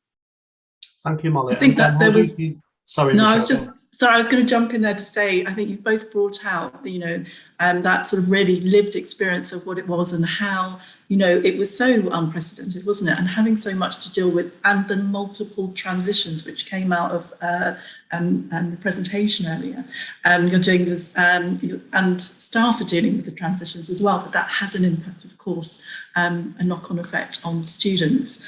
And I was sort of interested in, when thinking about the future, because some of the things that I sort of came up as really poignant was around this co-creation of sort of working together, working alongside, within the learning community, and what your thoughts, and some very insightful ideas there, Ben. You've already been thinking about that, and sort of moving forward together to, towards positivity after coming through all of this. So I'll hand that to you, Ben.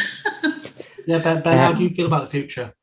I feel quite nervous, to be honest, because as a teacher who sort of not really had two professional practices, it's quite nerve-wracking to think that, because I've decided to carry on and do further study, because I feel I'm not quite ready to go into the classroom and sort of look after 30 children, because I've not had that full experience to go into a classroom and sort of prepare myself for my NQT or my early career years. And I fear that children are going to have the same sort of problems. There's a lot more, the children have got a lot more to sort of deal with through these transitions. So that children have been through these transitions, I as a student have been through these transitions, and it's quite difficult, like a whole set of new barriers for children's learning. So children's wellbeing, their mental health, the way the curriculum's designed is so test-based and performance-based, that we're sort of forgetting that these children have not had a full year in school yet. How are they going to be at the end of this year, their first full year back in education, after having nearly 2.5 years of disrupted education? And I don't feel I'm ready as a teacher to give them that full potential, really. So I'm very nervous for the future, if I'm honest. And also, we've had students that have come into our first year and second year undergraduates who who obviously their secondary school experience, their further education experience has been disrupted. They haven't done exams. Some of them have actually reported that they just don't feel that they deserve to be in university because they haven't gone through, which is, you know, that it's obviously not their fault what's happened to them, but they haven't gone through those normative transitions of doing the exams, etc. And you know, it's really, really strange. But I just before we move on to everybody else's questions, I just wanted to ask both of you, do you think the last 2 years has given you any skills, positive skills, that you can use in the future in a positive way? I mean, obviously, Molly, if you're going to go into psychology and potentially mental health, there's going to be loads of opportunities in the future in mental health, because mental health isn't going away, is it? It's just increasing. But I wonder whether you could think about any positive skills it's given you. Yeah, so I think IT skills. I've learned how to use Zoom, Teams, all these kind of things. But also, like, for my psychology role, I've done some like assistant psychologist work, and that's been over the telephone. So I've learned how to, you know, speak more compassionately over the phone rather than face to face, and like sense how someone's feeling. So that's been good. And I think just networking and connecting with people, like making more use of LinkedIn and things like that. So I think more positive have come out of it in terms of technology, but not much social skills really. Yeah. I suppose from my point of view, it's just being adaptable. Like, sort of, if anything we've learned across the 2.5 years is just everything's got to be adaptable. Like, try and go with the change. Nothing can be sort of planned to the letter anymore. And going into a primary school setting, it might be that you plan all the days worth of lesson, then something might happen in the morning that might sideline. So just having that adaptability and that willing to change, and sort of, I suppose the one big thing I've liked from lockdown is everyone's come together, and I feel like that community spirit sort of had disappeared for the past couple of years, and then everyone sort of come together and helped to support one another through, because it's all been a new change and a new transition for everyone. And I think a lot of people have got a lot closer from it, and people have realised who their real friends are, who you want to stay in touch with, and those that sort of might not be good and might be bad energy. It's sort of, we've realised who our support networks are and who you can trust. I was interested because I thought students would be all completely fine with technology, and, you know, because obviously you've grown up with technology. And actually, what came out was that students didn't want that. They wanted the face-to-face experience of coming onto campus, of having that student experience. They didn't want the online learning. So I thought that was interesting, because I initially thought, oh, students will be fine with this. I think also there was the assumption that all students are, you know, excellent with IT, and that wasn't the case. It wasn't across the board, and it's different to what sort of things you use for IT in your social and personal life than perhaps some of the sort of educational platforms. So, you know, I think perhaps we did assume more in terms of those skills. But I think what you were saying about adaptability, that goes across the board for staff as well as students, because we, of course, had to be very adaptable and have all had to, you know, brush up on IT skills. That was across the board. And I think quickly, just saying what about Jonathan said about that face-to-face interaction. Like, if students wanted that, they would choose other avenues. So, for example, the Open University, which is all online based. So students that come to university, because it's sort of that big experience. Oh, I'm going to be in a lecture hall, there's going to be 300 of us, how exciting. And sort of ideas are being bounced, and especially on a teaching course, it's that ping pong of ideas that create sort of the atmosphere and what students want, really.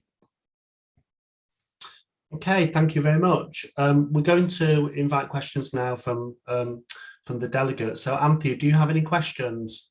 Have we got Anthea? Yeah, it just takes a minute for the video to kick in. Yeah, we got a point came through from Fengling, who said for Tracy, collaboration between young people and professionals in coping stresses, developing resilience and a sense of togetherness could mitigate COVID impacts and motivate young people more. What did you think about that? Yeah, yes, absolutely. And I think it's what I was saying earlier, that I think a lot of young people, I think sometimes we are tokenistic towards them, and even when we seek their views and ask them to get involved, that we're not really respecting their contributions, and that they can actually contribute, but we can't, they can add to something. So I think that there's lots of scope for that kind of collaboration. I think it would mitigate against the impact of COVID, but it has to be done in a very authentic, genuine, respectful way. Because I do think young people have a lot of skills, knowledge, just different attitudes, different ways of thinking about things, and that's different from us. And I think we all need to learn how to capitalize on all of that and use it all. But I think we definitely need to work in an ethos of genuine respect, that young people have something worthwhile to contribute, and that it has impact for them, and they can see that impact and experience it, so they know it's worthwhile doing it again. There was a question from Jennifer, and there's been a little bit of chat on this, but on the national assessments tests, on the SATs, that they don't have them in Scotland, and she was wondering, I think this is for Claire, if there's a difference in the children coping with transition from primary to secondary between the two nations, because there isn't any SATs in Scotland. Does it make it easier or harder, or just different? Well, I can only sort of comment from a sort of England perspective. I mean, we've had them for quite a long time, and of course lots of people want to get rid of them, and it does make the transition preparations obviously more difficult because they get delayed until after SATs. So yeah, I don't know if Tracy, you seem to be nodding there. I mean, I don't think there's been any sort of comparative work to look at whether children in Scotland make the transition better because they haven't got the tests. No, and my colleague Beth here, whose area of expertise is on P7 S1. So in Scotland, children transition when they're 12, typically up to secondary school. And at one point in Scotland, we did have exams. They were called in the 5 to 14 curriculum. Children were tested at P4 and P7, and then it changed a bit again. There was a lot of controversy about that. I don't like testing children in Scotland, but I'll hand over to Beth, because I'm sure she will have some insight into if we think, I mean, there are lots of problems with transitions in Scotland. So it is interesting that because children don't have that added stress, they still find transitions to secondary school problematic sometimes. So Beth. Yeah, and I can't remember what they're called, but they did introduce, which was unusual in Scotland. Remember, they introduced some assessment. Is that what you were referring to, Tracy? Yeah, there was the 5 to 14 tests. Remember, level A, B, C, and D, and they would normally get tested at level D before they went up to high school and things. Yeah. It's not something I'm aware of, a comparison of looking at that and the impact of testing. I know that there's a general lack of interest in, that kind of approach in Scotland, using testing. But I mean, I suppose for me, it would be about the importance of the continuity between primary and secondary school, that, to try to make it a more continuous. I like the conversation earlier on about progression. I think that is, I think it was yourself, Claire, that was talking about the importance of progression. So from what I've read, it's about the continuity and looking at the curricular continuity and looking at the relationships, the communication between primary school staff and secondary school staff. So that's what's been more of the focus, is looking at that. And I think about trying to focus more on the positive aspects. And I know that's come through in the discussion. It was interesting, Jonathan was asking about some of the positives of what you've learned during this process. So I think that's something that we're trying to encourage. A lot of the literature you read, people talk about the challenges, associated with the transition from primary to secondary, but it's about looking at sort of the opportunities that are there as well. And for me, what's critical is the voice of the children in that process, and also the parents as well. I did some work a few years ago, and that Divya and I published, and that was looking at, but that wasn't it, that was an earlier transition going to school, and we looked at the parents' perspectives of that, and that brought out some really interesting aspects in terms of, and I was doing a teaching session actually yesterday on that transition to nursery and the transition to primary school, and talking about some of the things that came through from that piece of research. And we were using the early years framework, which you'll be familiar with, maybe Tracy, in Scotland, and looking at the recommendations from that and how what we were getting from the parents mapped on to the actual experiences of parents. But it brought to the fore the things that are important to children and to parents that are maybe not educators. And actually yesterday we had some really, the trainees were talking about their own experiences as a teacher or as a child of things like just going to where you're going for lunch and experiencing what it's like to go for lunch. And one of the teachers was talking, a former teacher was talking about that, and this current trainee was talking about she could remember going into the dinner hall with her parent or her grandparent. So to answer that, maybe not answered the question, I'm not aware of any research that's looked at that and the impact of testing or not testing on that transition. Can I just actually, because sorry, I was going to say, just sort of going to the sort of the other end of the age range, because one of the things that struck me, of course, is one of the most sort of, I suppose, impactful things on wellbeing can be around testing and assessments. And of course, with the transition to online learning, that had a major impact on how assessments were through from the transition into your first year, and then while first to second year with different types of assessment. Did you find that was there was some positives out of that, or did you find that added to the stress having an impact for you as students in terms of sort of these, alternative assessments? You wouldn't, have your traditional assessment. You wouldn't be in person doing an exam. In an example, you do that online. Did you think that was a positive, a new way of doing things, or not actually doing so many exams, doing alternative sort of based coursework, more based assessments? What are your thoughts on that?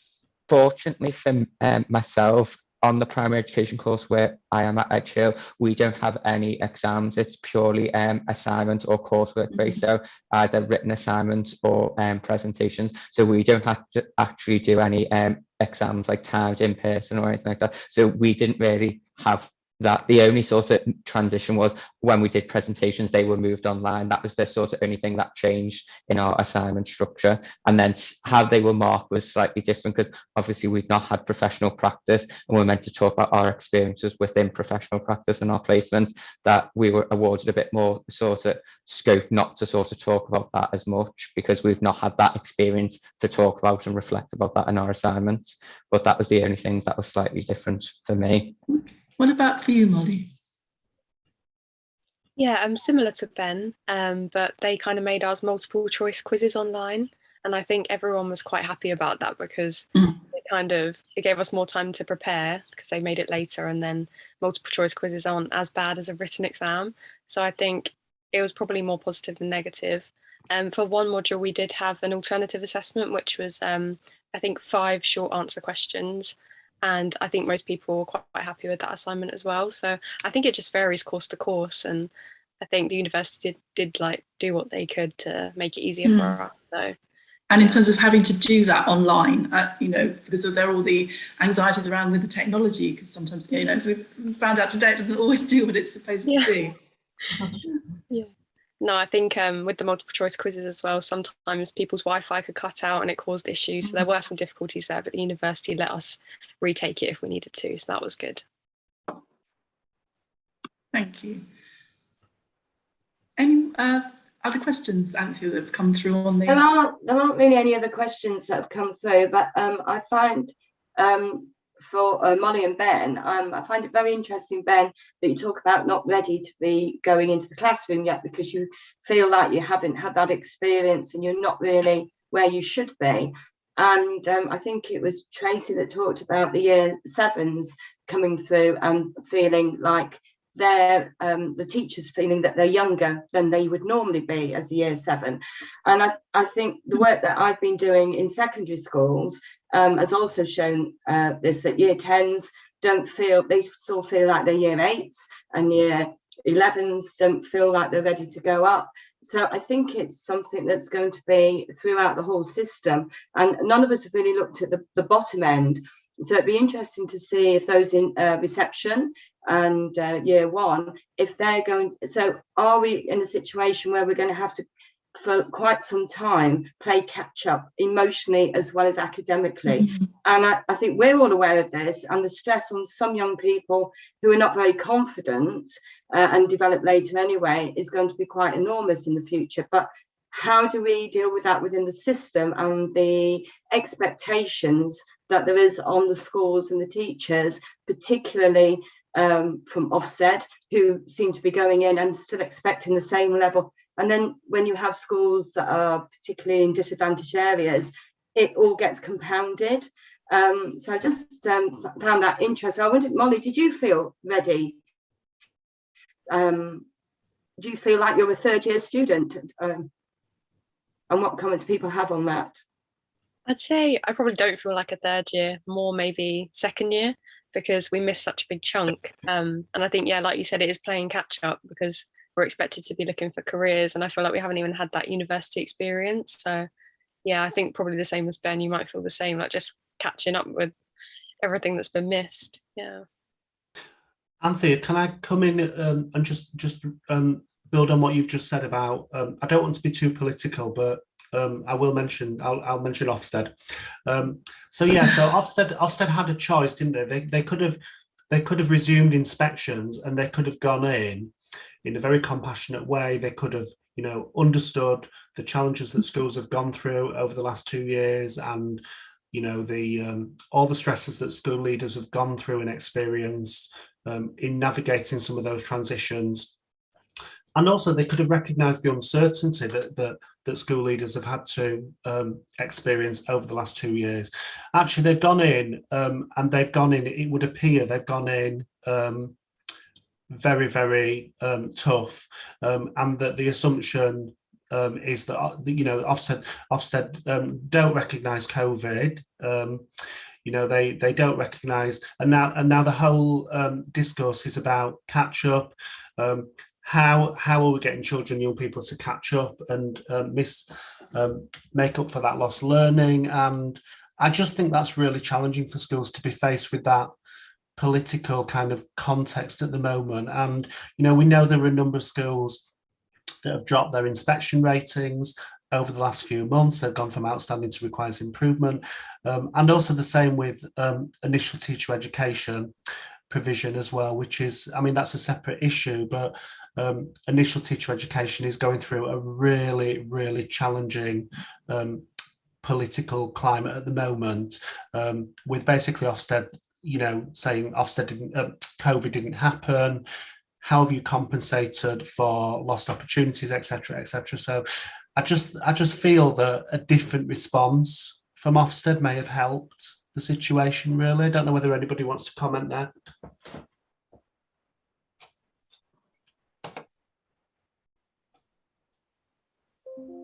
I think you've given us definitely food for thought there. That is a big one.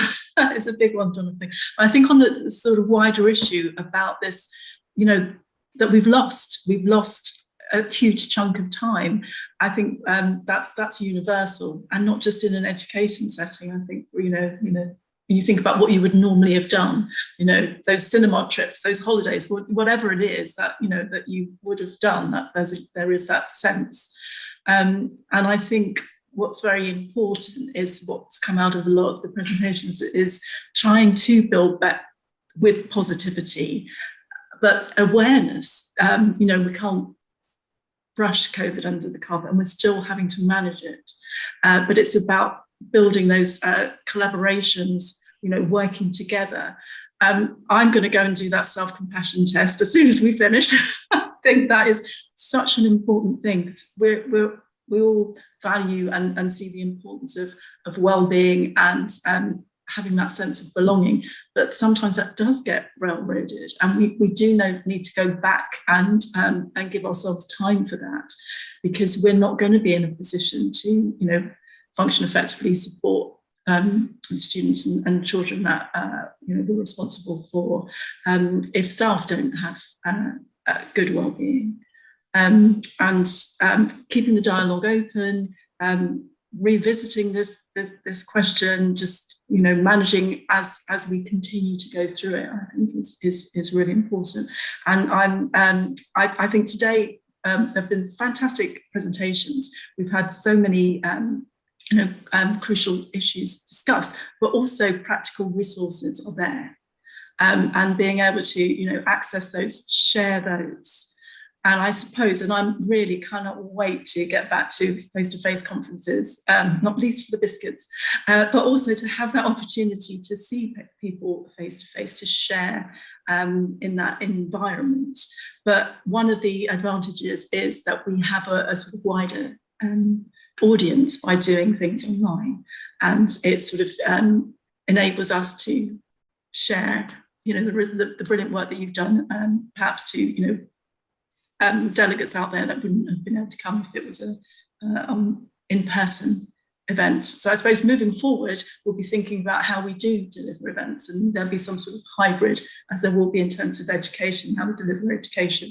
There will be some sort of hybrid conference model moving forward. And also building on that, Michelle, not in terms of schools, because obviously schools have to be face-to-face and on-site and everything, but in terms of the general workforce, it's interesting how different organisations, different workplaces have responded moving forward. In that some organisations have said, okay, everything's back face-to-face, everything's normal, everybody on site, everybody back in their offices, etc. And some actually have got rid of some workplaces have got rid of their offices, dissolved their offices, and staff are all working at home. And some are using a hybrid approach to working. And I think what COVID has done over the last 2 years is people now are demanding, I think, different ways of working, aren't they? And more flexible ways of working. And they don't necessarily want to be physically in the workplace every single day.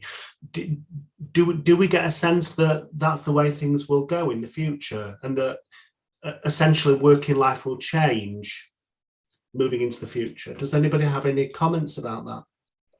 Yeah, one of the groups, the working group I was on with the VPS, and it was working differently. So the key focus of that was looking at, in the future, different ways of working. And I mean, some of the people I work with on that group, that's their area of expertise, and they genuinely do think we are going to be in a different world. We're going to work differently, and people, it's going to be much more flexible way of working. And I think certainly it's really surprised me. I wasn't particularly, I don't think I'd ever used Zoom and so on. When I started, it was a very steep learning curve, but I can see many advantages of learning, at the university level online. I still think we need to have the face-to-face, but I was really surprised how that worked. I was surprised how efficient I am working from home, and my husband at home, speaking to different people. I think it's really surprised people that we can probably be more efficient, and we can still get things done even if we're not in a physical office. And it's a bit like when we think about education in general in schools, we still, although we have open plan schools, we still sort of have the Victorian idea, don't we, of a box, and there's 30 people in that box with an adult or two. And I think this has maybe accelerated how we think of learning in a much broader way in the different environments in which we can learn and move away from that. But yeah, I think we are. I think we won't go back to how we were. It's just my opinion. Thank you, Tracy. Ben? I'd agree with Jonathan that we're definitely moving towards that way, but I suppose we're here talking about mental health and well-being, and that's my sort of big thing of where is that balance? If you're working from home, so if I talk about it from a student perspective, I felt I could get up at 7 in the morning and I wouldn't stop working until 8 o'clock at night. I'm sure it's the same for lecturers, teachers, other professionals. Where's that work-life balance? When you're at home, it's oh, I'll just reply to that last email, or I'll just write that last 2,000 words of that report. There's no sort of balance. And then maybe for some students who aren't, say, fortunate enough, like for example, I felt like I just lived in my room for 2 years. Like where do I can go out once a day for a walk when we were in COVID times, but for example, some people might not be fortunate enough to have a separate office space.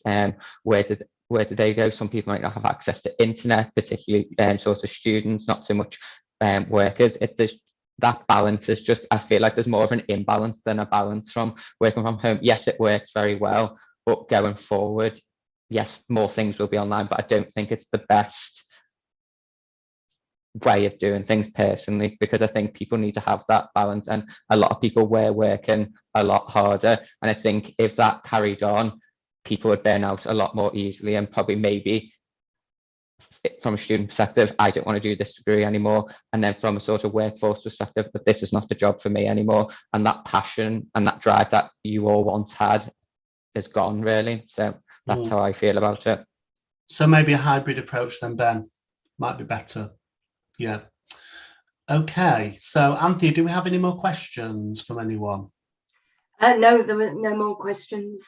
I think we've covered everything. So just to sum up then, I mean, it's been a fascinating discussion for the morning, and it's been really interesting to listen to all the presentations, and really great to have students involved and to hear directly from students. And that's so important, isn't it? We need to do that more.